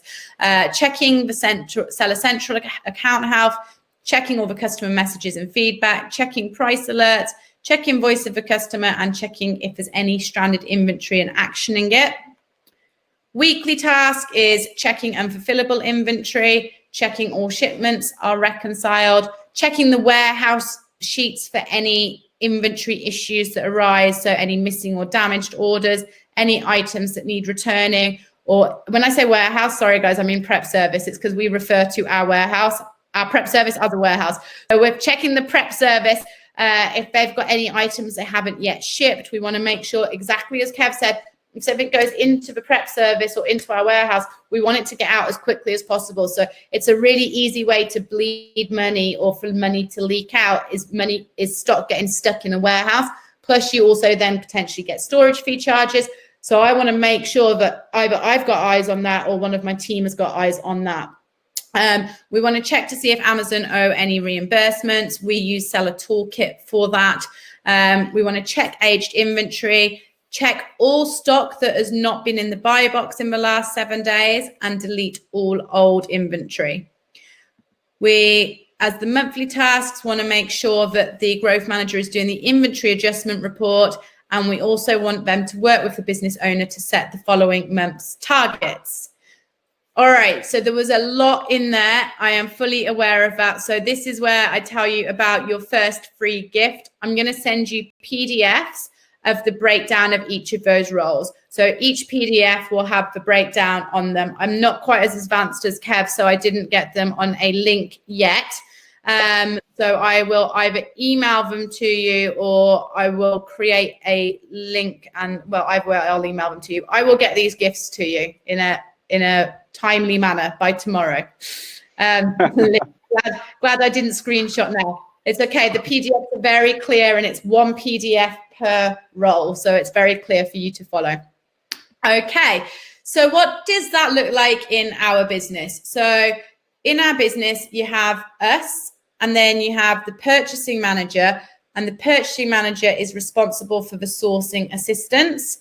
And then you have the growth manager, and the growth manager is just responsible for the account and for Seller Central and for the inventory. So I don't want to talk too much about management because it's such a mega topic, and we're just like literally throwing it all at you anyway. But just to touch on this, because one of the reservations I had was I felt like I needed to do everything, and I just thought, if I don't do it, how's it going to get done properly? And, you know, this is my business and my money and my opportunity on the line and whatever it might be. So I would say pretty slow in actually handing the reins over to anybody else. And that definitely hindered us. We actually only got a purchasing manager, about 18 months into our journey. And if I was to do it again, I would get a sourcing BA and a purchasing manager at the exact same time. because I ended up doing so much work. I was just spinning, working, because I was reluctant to hand this responsibility over, because I felt like I was going to be losing control a little bit of my business. Don't know if anyone can relate to that.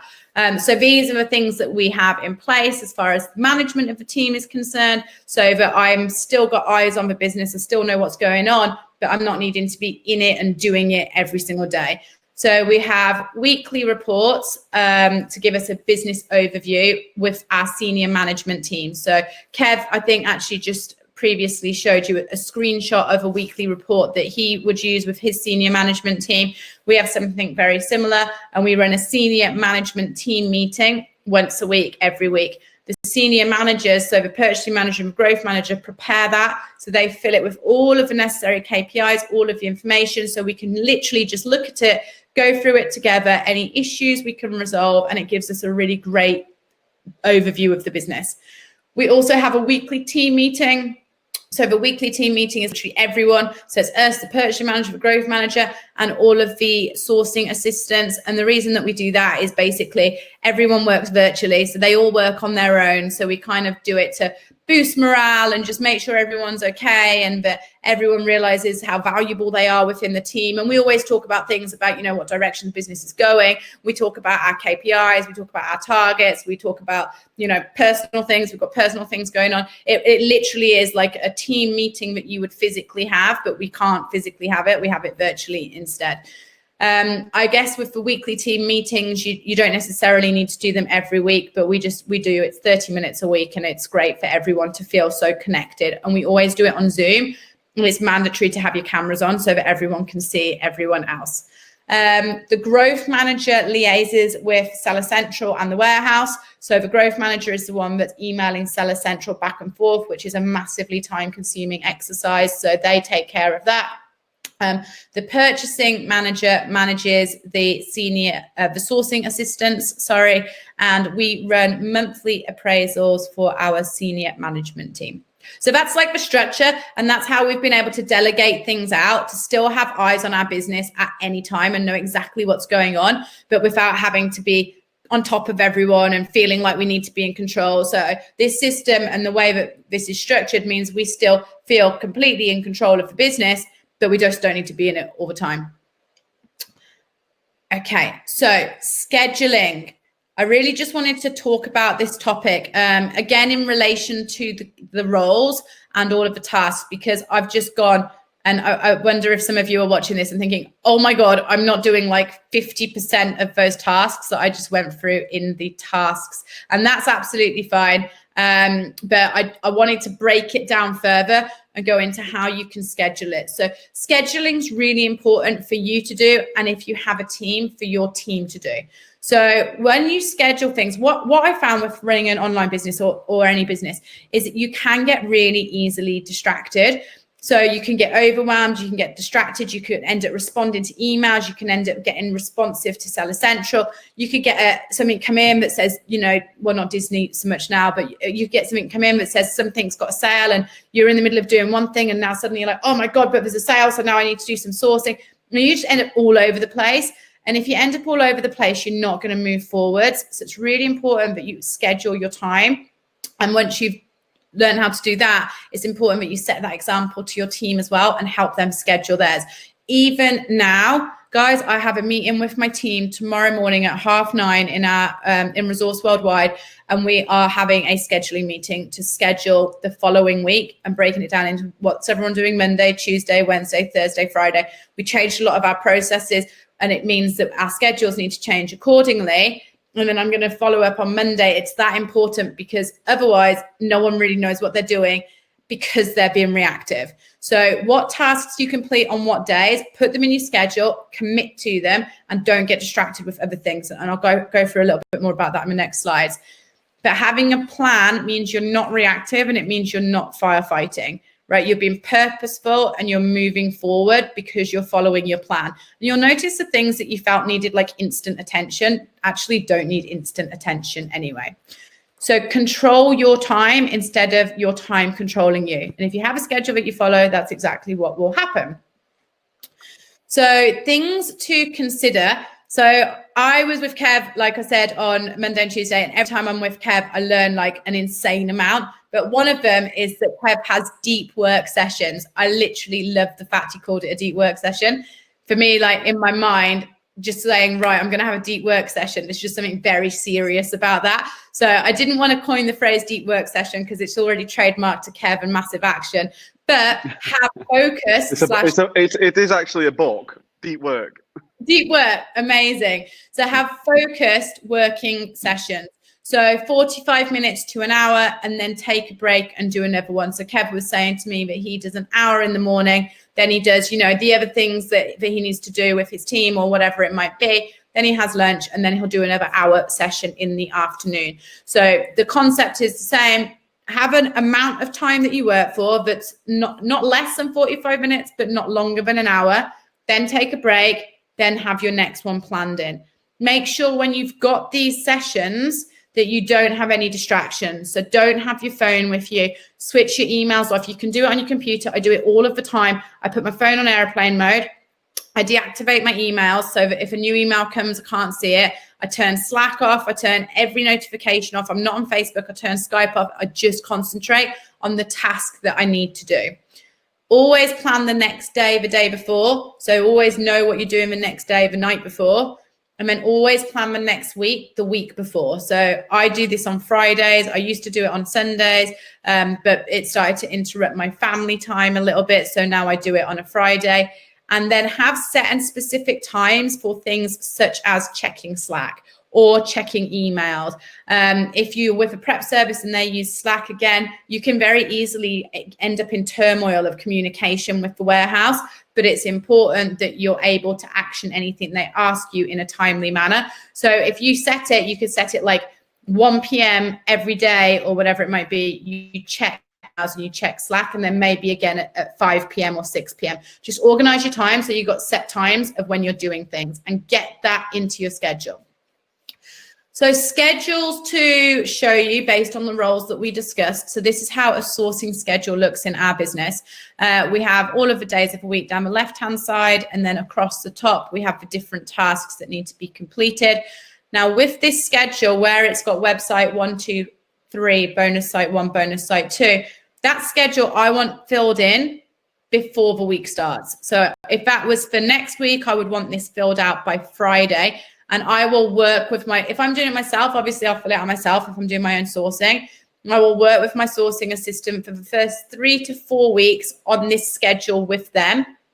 And then I would want them to take it on themselves. But one thing I can assure you guys when managing my sourcing team is if their performance drops, and you pick it up pretty quickly if it does because of the KPIs, but if their performance drops, I can almost guarantee that every single time their performance has dropped, I've said, let's check your schedule, and they hadn't filled it in because they got confident, because they started to think, oh, you know, I don't need to fill out that sourcing schedule. I know what websites I'm checking.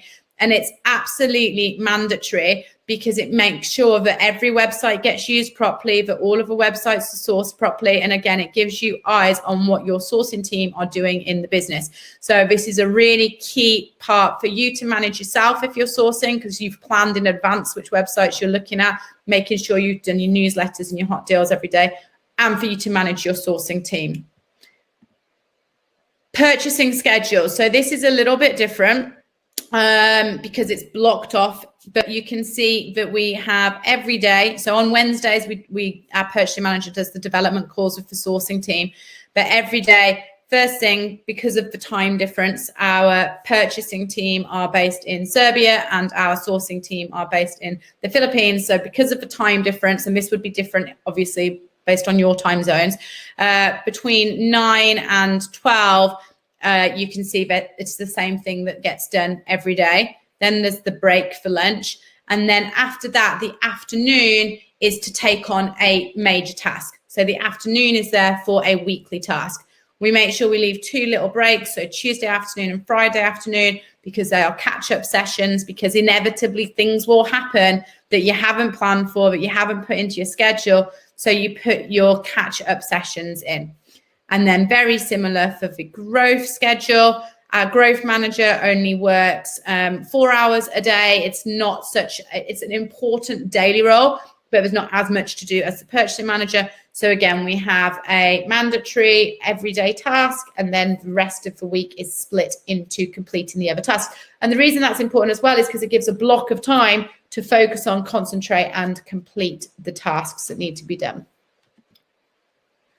Okay, guys, so again, I know that I have gone through a lot of information there. So the second gift from me tonight is I have a PDF with example schedules that we use in our business. So I will get those out to you as well. So the final part of what I wanted to talk to you about tonight in this training, how's everyone doing? Is this useful information? I know, like I say, we're checking a lot at you. So I just want to make sure that it's actually beneficial and that you, okay, amazing. This is amazing, by the way. I just want to make sure that you guys are, okay, cool. You're still with us. We got Emmanuel giving us some feedback on his schedule. Lee, good stuff. Good, thumbs up. All right, amazing. Cool, thanks, guys. Okay. This is gold. Rain. Okay, all right. So cash flow system. So Kev's already touched on this. I want to talk about it because I want to link in where those roles come into keeping this cash flow system going. So what is a cash flow system? It's ensuring that your cash is flowing smoothly and consistently through your business and that there's no leaks. Right, so it's ensuring that all cash has been invested into stock and isn't stuck anywhere. Because if the cash isn't flowing, it can compound and leave you feeling frustrated and confused about where your money actually is. Okay, so it's really important that you're totally on top of your cash flow system at all times. So what can cause cash flow system problems? Aged inventory is a massive cause. As Kev just talked about, you've got your, you have your graph, and you've got your timeline, and if stock goes past a certain time that it's been in Amazon, it becomes aged inventory. Now, you decide what that time is. You decide whether it's 30 days, 45 days, 90 days, but once it goes past that point, then it's aged inventory, and aged inventory essentially is dead money. So that's a massive issue of cash flow. Missing inventory. So if you've shipped a certain amount of stock into Amazon and Amazon haven't counted it all in, then you've literally got the amount that is missing. You're not selling and you're not getting reimbursed for. So that's literal money that's missing. Unfulfillable inventory. So inventory that's been distributor damaged, warehouse damaged, inventory that's been customer damaged, or inventory that's been sent back by the customer as defective. Inventory adjustments. So when inventory goes missing, or when inventory, a customer returns something and you get charged for that return, but then the customer never actually returns it, never actually ends up back in your inventory. Fees not necessarily being paid properly. Running out of stock, again, Kev's already talked about this, but if you run out of stock, it can cause a cash flow problem, because every day that you're out of those great selling items, you're not actually making money. And not having consistent stock going into Amazon, therefore not having consistent sales. So meaning you have loads of sales and then you have no sales. And then you have loads of sales and then you have no sales. And what that will do will mean that you have money and then you have no money. And then you have money and then you have no money, right? And it's getting this consistent, like I say, this flowing cash flow that's really important. So how systemizing these roles feeds into your cash flow system. So it's obvious that systemizing and outsourcing the roles that we've discussed tonight will save you time. But how can they feed into your cash flow system, not only saving you money, but actually making you money? So if we look at the sourcing role, I'm going to relate it back to the three roles again, the sourcing, the purchasing, and the growth. So if we look at the sourcing role, well, effective sourcing means new deals consistently. So it gets rid of those ups and downs. Consistent sourcing and deals means consistent sales. The cash is always out, so you're getting your ROI. It's not stuck in the bank waiting for you to get more deals. Whilst it's stuck in the bank, you're not making any money on it, right? So if your cash is stuck either in the bank or in Amazon in stock, it's dead, it's not flowing, you need to move it on. Purchasing on the day. I don't know if you guys have had this happen where you've had access to a sourcing list, or you might have a sourcing assistant in your business already, and life just gets in the way and you don't purchase. And then like 2 days later, or even the next day, you find a deal and you're psyched. It's like the best deal you've ever seen in your life. And then you try to buy it and it's out of stock and you're just gutted. So purchasing on the same day is really important. It means that you've got that speed that Kev was talking about of buying the stock, get it into Amazon. But also it means that you're not having a situation where you've got winners, but because you didn't buy them quick enough, they're actually now out of stock. Using cashback sites every time, that sounds obvious. But again, when I was doing my own purchasing, because I'd just got so much purchasing to do, I'd sometimes overlook the cashback sites. Last year from cashback sites alone, we actually got £7,500 cash. So using the cashback sites is really important. Replenishing, 60% of our stock is replenishable stock. So we have 40%, which is new stock that we buy. The other 60% of our stock is replenished. Never run out of stock. It's just throwing money away. But again, if you haven't got a system in place and you haven't got your schedule and your day or your couple of days, which is focused solely on replenishing, if you're just replenishing ad hoc and you're kind of looking at Seller Central and going, oh shit, that's nearly out of stock, I better order some more, or oh, that's a good seller. But if you're doing it like that, you're leaving so much money on the table because you haven't got a system in place and you're not consistent and it's not scheduled in. And then when VAT registered, ensuring that all 0% VAT or 5% VAT products are correctly marked down in Seller Central and also in your tracking sheets so that you can send it across to your accountant, because that will lower your VAT bill. Then with the growth management, this is a massive one as far as saving and making additional money is concerned.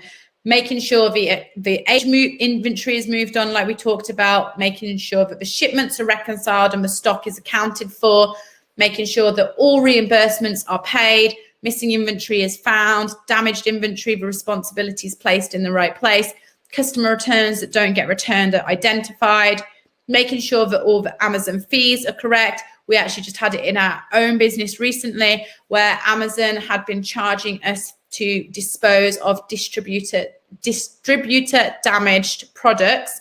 Now, obviously, distributor damaged products, Amazon shouldn't be charging us for those removals. Our growth manager actually picked it up. She went back and created cases for every single one with Seller Central, and she got us a total of £878 back in fees that we'd paid that we shouldn't have paid, right? So that was a massive, I mean, we would never have noticed that. And we definitely wouldn't have had the time to have gone through it. So that was massive for us. Stock that arrives damaged at prep service needs to be refunded from store. So again, having someone checking or making sure you're checking and speaking to the warehouse if anything arrived damaged. You know, often shampoos, toothpaste, whatever it can be, they get sent in big boxes. They get thrown around a little bit before they get to the prep service. They could arrive damaged, but then you need to contact the store, send the photos to the store. It can be time consuming, but if you're not doing it, you're leaving money out on the table. And finally, making sure that the stock is priced correctly on the repricer. But the repricer in particular, the minimums are being regularly checked. And if an item hasn't been in the buy box for 7 days, why hasn't it been in the buy box for 7 days? In our business, we have a system where that raises an alert. We actually have our growth manager look at why it hasn't been in the buy box, look at the pricing. Normally it's to do with the pricing, so we can make an adjustment before it ends up moving into aged inventory and it's dead stock that's just gathering dust and costing us money essentially. So who would like me to give them £4,000 now? Yes, please. Okay, just Kev then. Give me a yes, please, in the comments if you want £4,000 now. So this is something you may have already done. However, it's something we did not do for probably about the first 18 months of our business. It's an inventory adjustment report. What I'm going to make sure that you all get is a step-by-step guide for this. So it is an inventory adjustment step-by-step guide. And you create cases with Seller Central. I'll tell you exactly how to do it, just to make sure that any inventory that has been misplaced, any inventory that you should have been reimbursed for, you actually get paid back. Yes, David, it is paid back in cash. When we did this, my mom did it, so she could tell you the exact figure. but it was around about £4,000 that they owed us. So it was a massive amount of money. It was something we didn't know about, something that we hadn't done. So if you haven't done it, I'm going to send you a step-by-step guide so that you can do it. And then you can give us a little shout out in the massive action group and let us know how you got on and how much you got reimbursed. By the way, just that by itself, the infantry adjustment is huge, absolutely huge. When I did this for the first time, I think we got reimbursed something like £11,000. £11,000. I mean, it's a staggering amount. So just that by itself. I mean, we wanted, and the purpose for tonight, guys, was simply just to give away as much as we possibly can, and just to say thanks. You know, thanks for your time, thanks for your trust and you being here. We appreciate you, and that's why we wanted to ultimately just give as much away as we could. And I think what you've shared there, Sophie, is absolutely outstanding. Yeah, amazing.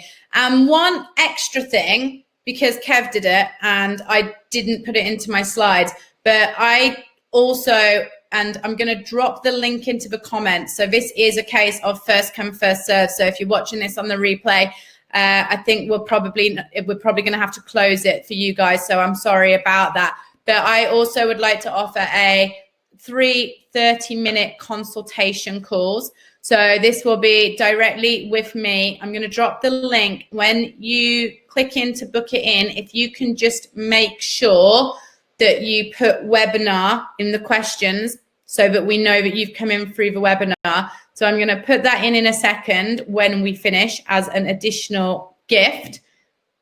And then the final gift that we have is 50% off the Virtual Assistant Mastery course that Kev and I have put together. So there's about 2 hours of content in there, Kev? Yeah, and we're also going to put this recording into there. So we've covered a lot of great insights, and this recording is not going to be available. It's not going to be readily available publicly, and what we wanted to do is I know a couple of you guys have already got Virtual Assistant Mastery, but we're going to put the replay for you guys into the program. You can actually get this now for 50% off. It's four amazing training sessions, 2 with me, 2 with Sophie, and we've basically just packaged in myself talking about business management and operation management, and then Sophie was talking about the virtual assistant management and how to hire a virtual assistant. Then we're going to put this as a bonus as well. If you go to lifesuccessengineer.com/resource worldwide, there is 50% off there for this period of time right now, and it's I mean, to me, it's like you gotta get this because for the price, I think it's outstanding. All right, amazing. So guys, I'm gonna drop the webinar link. I'm gonna drop the link to our calendar in now. Like I say, it is for the first 3 people. So if you book and you weren't one of the first 3 people, then I will be emailing you to say, unfortunately, your finger was too slow on the buzzer. We are literally first 3 people to book in. There we go. And I look forward to speaking to the 3 of you. All right. Oh, sorry, Kev, go on. Yeah, no, you're all right. I just wanted to put to answer Emmanuel there. Yeah, Emmanuel, you've already purchased Virtual Assistant Mastery. You will within the next sort of couple of days. This training, this replay is going to be yours for life. It's lifetime. There is no sort of monthly thing. You're going to get this access for life, so you can go back over it, and you can ultimately. The goal here, guys, is for you to. It's going to take of course, things do take time. You know, it takes time to build your business, and we certainly we've always tried to share that, but by applying one thing at a time and just systematically growing your business, it can make such a big difference, a compounded growth over time. So Emmanuel, yeah, this is going to be yours, and you're going to have access to it. But I'm going to scroll down because I know you guys have put a number of questions in, so we definitely wanted to capture those questions. I know David put right early on in tonight's training, and please guys, let us know how tonight has gone. Let us know. We'd love to hear that feedback. But sorry to hear that you was made redundant, David, in July after 9 years of service. I mean, to me, there's no greater fuel of massive action energy than just like bringing your life into your own hands. I mean, it just, to me, there's no greater driver for that, especially when you've got, you know, family, children, you've got, you know, ultimately you may have a mortgage, you've got responsibilities, and then a company just lets you go. I mean, we can't live like that uncertainty anymore. Nikki mentioned earlier, what is resource pooling, please? Do you want to answer that, Sophie? Yeah, so resource pooling is when you share your virtual assistants with another Amazon reseller. So a couple of tips on resource pooling is make sure it's kind of like going into a partnership in a way. You want to make sure that you know that you and the other Amazon seller are going to work well together. I'll give you an example. I was resource pooling with Amazon seller last Q4, and we went from 3 VAs each. We put our VAs together, so then there was 6 VAs. So in theory, that's awesome. But what the reality of the situation was that his VAs were nowhere near the standard of my VAs. Now, because I've already built an amazing relationship with this reseller, when we first discussed putting our teams together to make a resource pool, I actually traveled to his warehouse. He had his own warehouse. I traveled to his warehouse. I went for lunch with him. You know, I met his partner. He met my mom, who was my business partner. And we really got to know each other. And we talked about what sort of criteria was important to him, and what criteria was important to me, and just made sure that we were on the same page and that we were kind of, you know, similar management styles and similar expectations. And then it turned out that his VAs, like I say, were nowhere near the standard of mine. Now, had I have not known him, that could have been really awkward. But because I'd made the effort to really get to know him and he'd made the effort to get to know me, I was able to turn around to him and just say, hey, look, have you noticed a difference in our standards of deals coming from our VAs? To which he replied, yes. And then he said to me, where did you get your VAs from? He was so amazing about it. He'd noticed that there was an issue. He'd done some sourcing himself, and then he was sharing his own deals that he'd sourced with me, to be fair to me, for bringing my VAs in. So he then said, where did you get your VAs from? I told him I'd hired them myself. And that's actually where Resource Worldwide was born, because he said to me, can you hire and train VAs from me too? So I just wanted to say that, because a lot of people have then gone into this resource pooling, and they're literally kind of like putting ads up in Facebook groups and stuff saying, anyone want a resource pool with me? And I think 100 out of 100 times we've seen that be unsuccessful, because it's a partnership that you're going into. So it's an amazing, amazing tool and a great way to very quickly multiply the deals that you're using without increasing your costs. But just make sure that the person that you're doing this with is someone that you actually get on with as well. 100%. And because the quality of your mastermind is really important. Don't get me wrong, we are blessed to be in amazing groups. You know, we've got lots of amazing Facebook groups. I know there's so many that we're all a part of, but there's, you know, you've got access to thousands upon thousands upon thousands of people. So if you just go into a Facebook group and go, can you be a resource pool with me? You cannot be sure on the quality of the partnership you're going to have. So when we started resource pooling, it was with my 2 close friends that had been on this journey in a personal mastermind for 2 years before we actually resource pool one another, and we spoke every single day. So, you know, being involved in a higher quality mastermind is very advantageous, not just from learning point of view, but also business partnership point of view. Nikki asked a great question. What do you mean by updating 0% VAT? So with 0% VAT has got different tiers. So you've got your 20%, your 5%, and your 0%. 0% generally is most groceries. It's teas, coffees. It's a bit of a funny one, and it's there's no like clear rules to it. So chocolate, even though it's a grocery, is not a 0% VAT. It's things that they consider to be essential goods. They don't put VAT on. Sanitary products, for example, are 5% in December this year. They're about to become 0%. But why it's really good is because when you're VAT registered, what we chose to do is we chose to source more of the 0% VAT products to bring our VAT bill down, essentially, because obviously you don't pay VAT on your 0% VAT deals. So all along the way, and I do recommend you get into the practice of this as early as you can, we have been filling out on Seller Central. When you go into add a new product, you can go into like the product details and you can put the code of the product in. So if it's tea, if you start typing tea comes up, and that just tells Amazon whether or not it's a 0%, what code, tax or VAT should be going in with that product. Even if you're not VAT registered now, let's say it's coffee and you replenish, because you're not adding it to Seller Central, you might, when you are VAT registered, forget to put the code in. So if you just put the code in at the time of adding it to Seller Central, or get your purchasing manager to, then it's done. You don't need to think about it. And then we also have a tab on our purchasing tracker for 0% ASINs. So we just write down the ASINs that are 0%, because every quarter your accountant will do a tax return, a VAT tax return, and they will want to know how much of your revenue was from 0% and 5% VAT items. Absolutely, and there's two things that I highly recommend that you guys do is you wanna start capturing your reduced VAT items as well as any type of restricted items that you may have as well.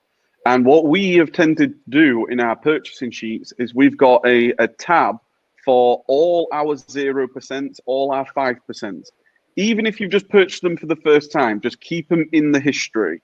Because what we've then set up, we've just set up some formulas in the spreadsheets where any time that ASIN goes anywhere in terms of reduced VAT, if it ends up in any of our sheets, sourcing sheets, whatever, it will turn blue, just so we know that it's a reduced VAT item. The same as well for a restricted ASIN. If you've ever got a product that, for whatever reason, is being restricted, it's hazmat or whatever it may be, for whatever reason you've restricted it, get a restricted sheet or restricted tab, and then if it goes into any of your sourcing team sheets or if it goes into your purchasing sheets, it should turn black as well. So there's a bit of formula involved in that, but I've always recommended that you do that, because at scale, when you're first getting started, you may be only dealing with 10, 20, 30 products. But when you're starting to deal with hundreds of products, there's just no way you can manage that by, just visually seeing.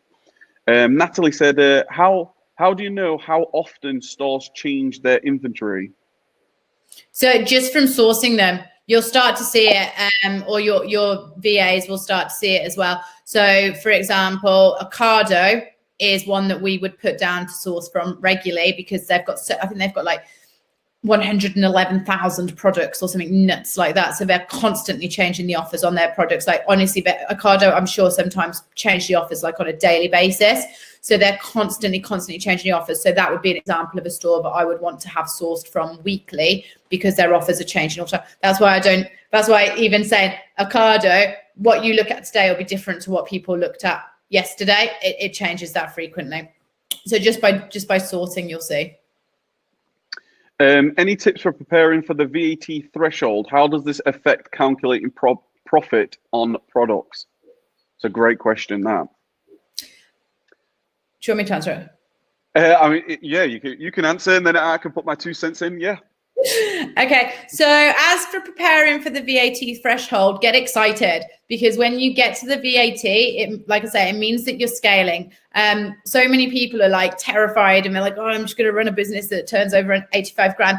The average net profit that you make, this is just to give you a figure, and there's a lot of variables. Kev, I don't know if you're going to agree with me, but the average net profit is anywhere between 5 and 10%. Right? So that's after you've paid all of your expenses out. What you actually get left is between 5 and 10%. And that includes after paying yourself. So the profit you can actually put away is around about that figure. So if you think about it this way, let's say it's 10%. If you're only turning over 85 grand in the year or just under, that's 8.5 grand after paying all expenses that you're actually pocketing. So that just to give you an idea of the sort of level of, if you're wanting to be taking 20 grand a year out, you need to be turning over 200. If you want to be taking 30, turn over 300. If you want to be taking 50, turn over 500. And then you can break that down into what that looks like monthly. Just to emphasize again, that is not gross profit, that's net profit. And I want to talk about that a little bit here, because people always inflate this and they're like, oh, this person did 20 grand in January. Well, they might have done a 20 grand revenue in January, but that was 2 grand profit after they paid for everything, after they paid fees, stock, whatever else it might be. So with that in mind, when you hit that 85 grand, it means because you've systemized your business enough to start doing a higher revenue, it's really exciting. As for preparations of it affecting the profit, you just use your revenue tools. So you just literally change it to 20% in FBA Multi-Tool or BuyBot Pro, and then your sourcer, or you will then source based on the KPIs. So whether it's £2.50 profit or 30%, it will automatically adjust it for you. Yeah, I mean, when it comes to preparing for VAT as well, you definitely want to prepare for it before you're going to get there. So don't get there, oh, you've reached the VAT threshold today, and now you're going to start changing your calculations and things. I would recommend that you start doing this at least maybe a month before, really. Just start forecasting, going, oh, I'm going to be at VAT next month, just to start looking at what your new margins are going to be after you've actually hit it. Highly recommend that you start doing that. But yeah, I mean, like I said right at the start, and Sophie made a really good point here. The goal for, in my opinion, when it comes to online arbitrage, is for it to become an asset for you, right? So for you to build these systems and build your teams so that it's an asset for you, which will allow you to get a little bit more freedom. So in my case, I used to work like 45, 50, 55 hours a week as an electrical engineer because I'd be on call, which means that just getting your online arbitrage business to a point where you can quit your job, I've now got an extra 45 hours a week that I can now put into the business. And then the goal is to scale the online arbitrage business so I can bring in team members, whether it's a growth manager for 2 or 3 hours a day, just to help you out. That might only be, $15 if they're on $5 an hour, $6 an hour, $7 an hour, whatever you're paying your virtual assistants. But the goal is you to see the business as an entrepreneur and as a business owner. And if online arbitrage is just one asset for you, and you've now got some free time, just like Sophie's done, you can now start to create another business. And then you can build that up, and then you start to create another business. The goal is to build assets around your life, your family, your vision, your goals. So one day you've maybe got 6, 7, 8 businesses that are all cash flowing your way, and you can start to invest in property and so much more. So that's just me going a slight little rant there, but please do. I just wanted to add to that as well. Something that we always do is we always factor the prep costs in as well. Even if you're not prepping yet, even if you don't have a prep service, we would always say make your minimum profit, say if it's £2, and then add on to the prep fee. We always recommend 85p because that also covers, as well as the actual prep fee, that covers the shipping into Amazon fee. So then, because if you're looking to scale, which is, I assume why you're here. So if you're looking to scale, you might be okay shipping or packing 200 units a week from your house. But when that goes to 500, when it goes to 700, when it goes to 1,000, you're not going to be able to do that comfortably. So if you've already got that prep fee in, you're not worrying about prep. It's not a barrier in your mind that prep is an additional cost because you're already factoring it in. So we just have it set in the reprice in the FBA Multi-Tool or BuyBot Pro settings. Prep fee 85p, and then we make sure that everything we source is still hitting 30% ROI, and in our case £2 profit, to ensure that we haven't, like I say, got that mental barrier that when we prep it's going to cost us this much money, because we've already been accounting for it with prep included.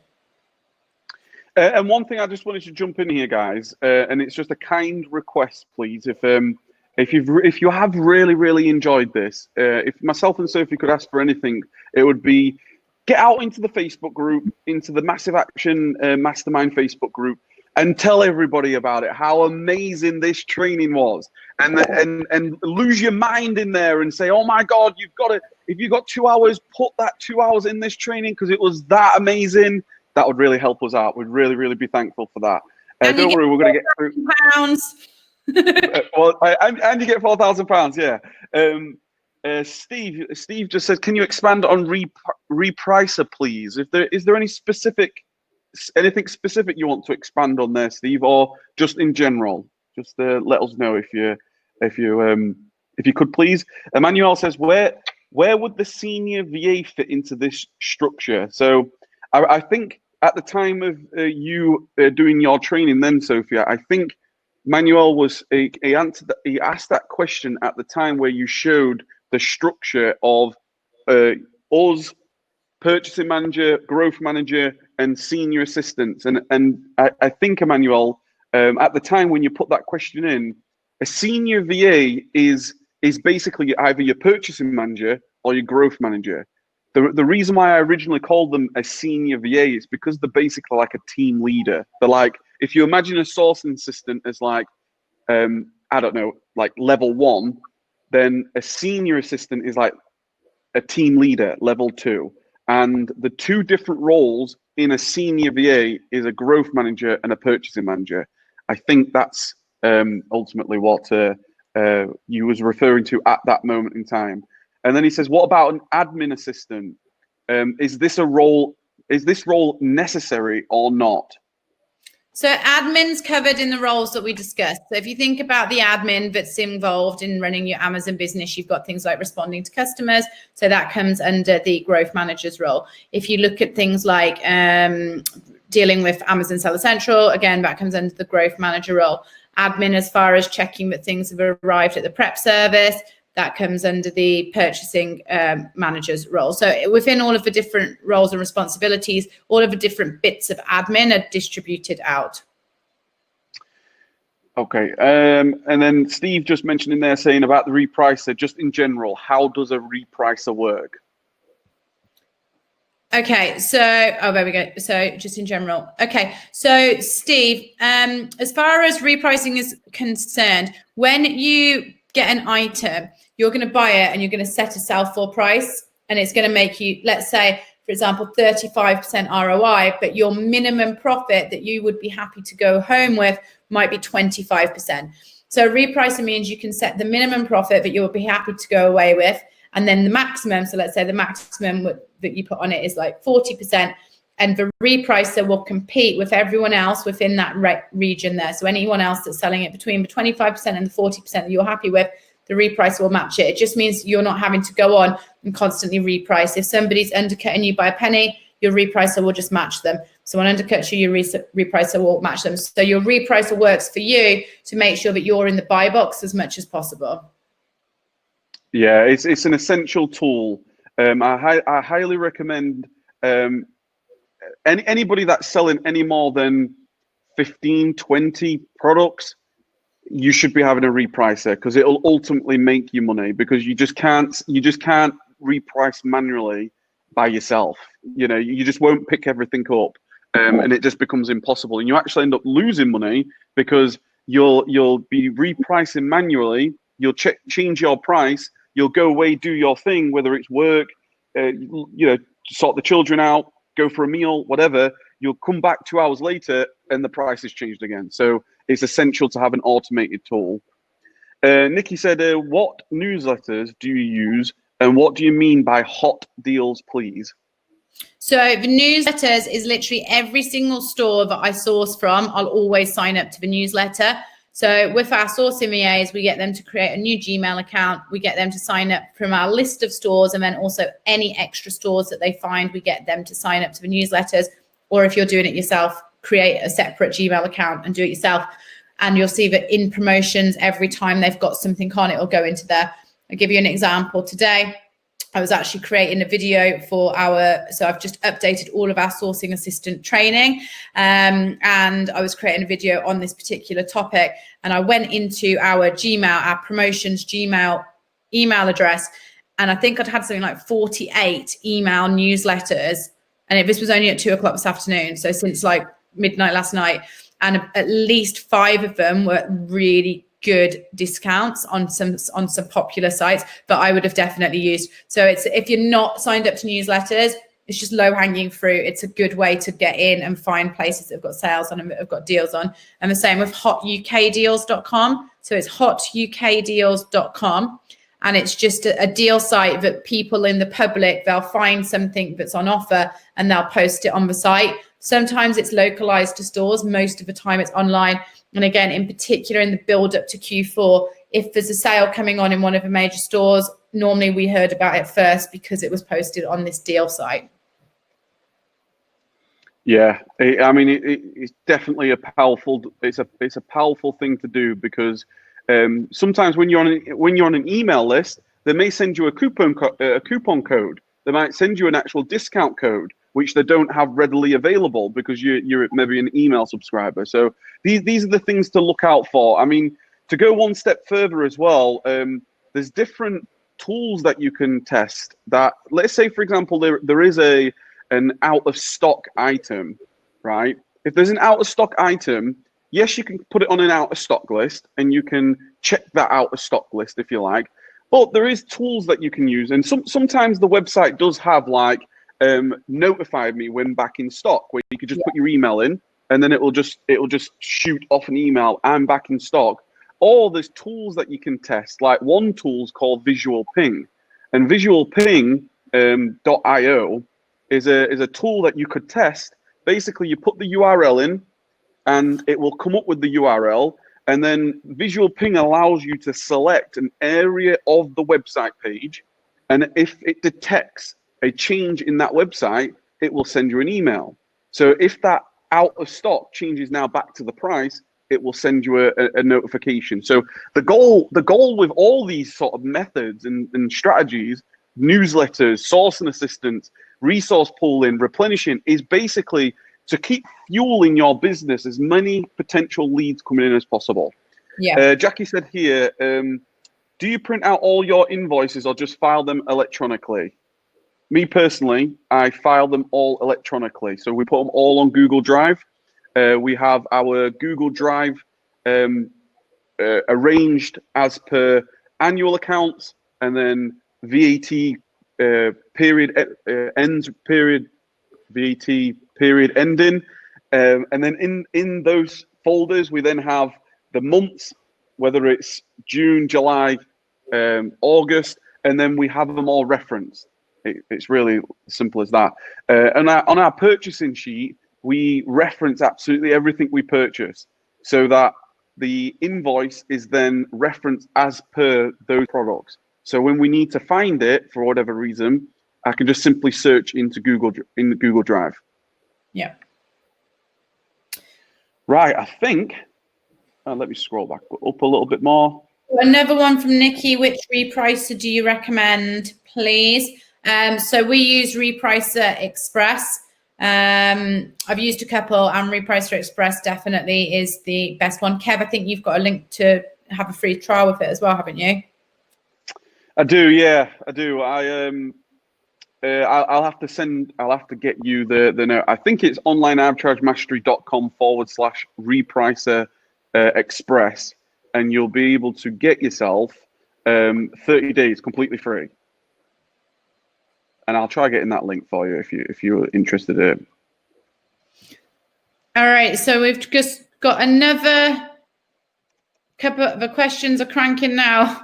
All right, so we'll take a couple more. I'm also just slightly mindful that we've had you for 2.5 hours, which is unbelievable. So we'll finish up with these questions that we got here. David, tips on how to set pricing internationally. What percentage above the UK price, or does it depend on the product as we head out of the EU? Sorry, what was that? Tips on how to set pricing internationally. What percentage would you put it above the UK price? What percentage? No, I tend not to. I don't put it.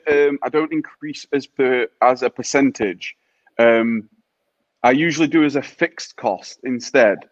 You've got to be when you start selling in the EU and different marketplaces.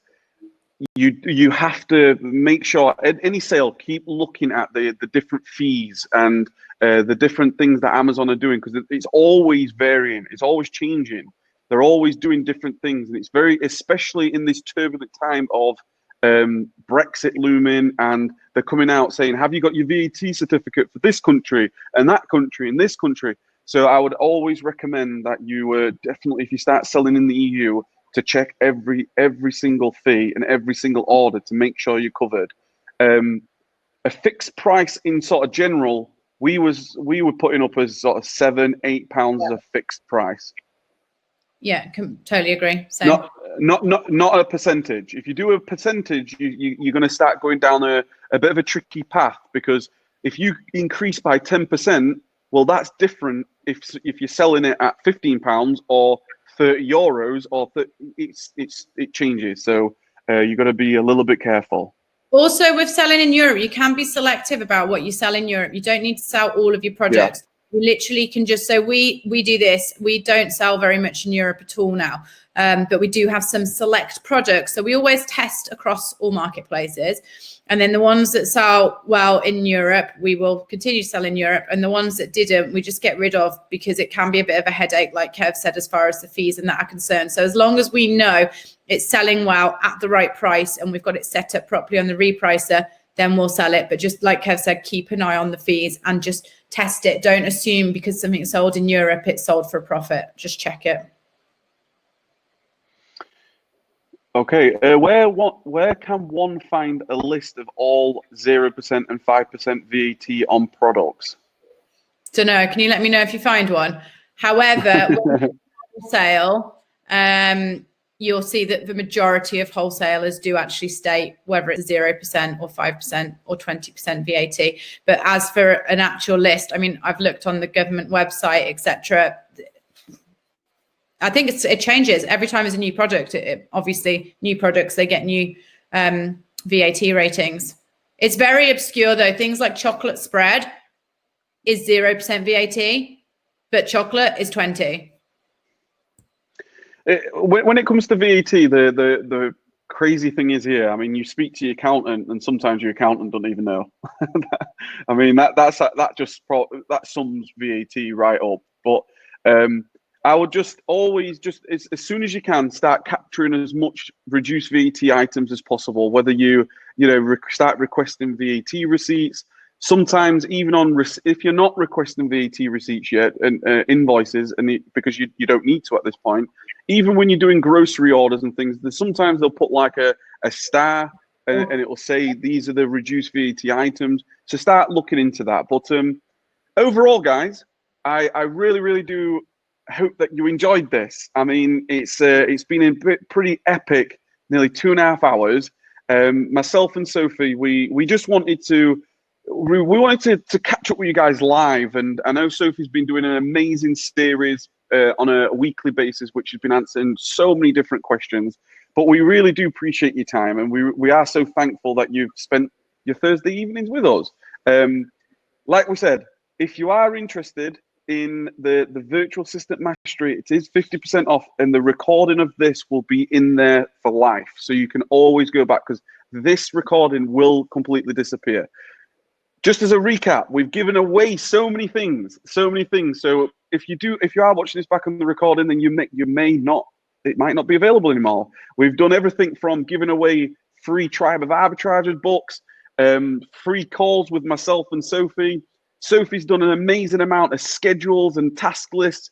We've just tried as much as we possibly can to hopefully support you guys and hopefully you apply and you build a kick-ass business, and you ultimately you achieve the goals that you have. So we really do look forward to seeing you in the Facebook group, shouting as loud and as wide as you possibly can. Anybody that if anybody's feeling a little bit like, oh, I'm on it right now, I'm feeling energized, you could even publish a nice video in there as well. Yes, That might be cool. What you thought? That would be amazing. Yeah. How many videos are we going to get popping up? Oh, guys, you need to check out this training. It was amazing. If you guys do a video, then we're going to have to think of some special like out of. I mean, I'm at the warehouse right now, and I'm not going to lie, guys. One of the reasons why I'm like, okay, it's nearly time to wrap up because I've not been here at this time of night, and it's a little bit creepy. I shut that door. I shut the door because I don't want to look inside the warehouse because it's like all dark and stuff.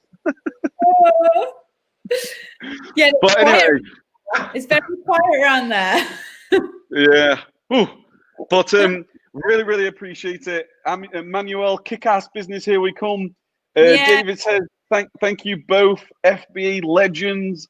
Lorraine, thank you both. Claire, thank you so much. Nikki, thank you so much. Natalie, David, Steve, top man, Lee.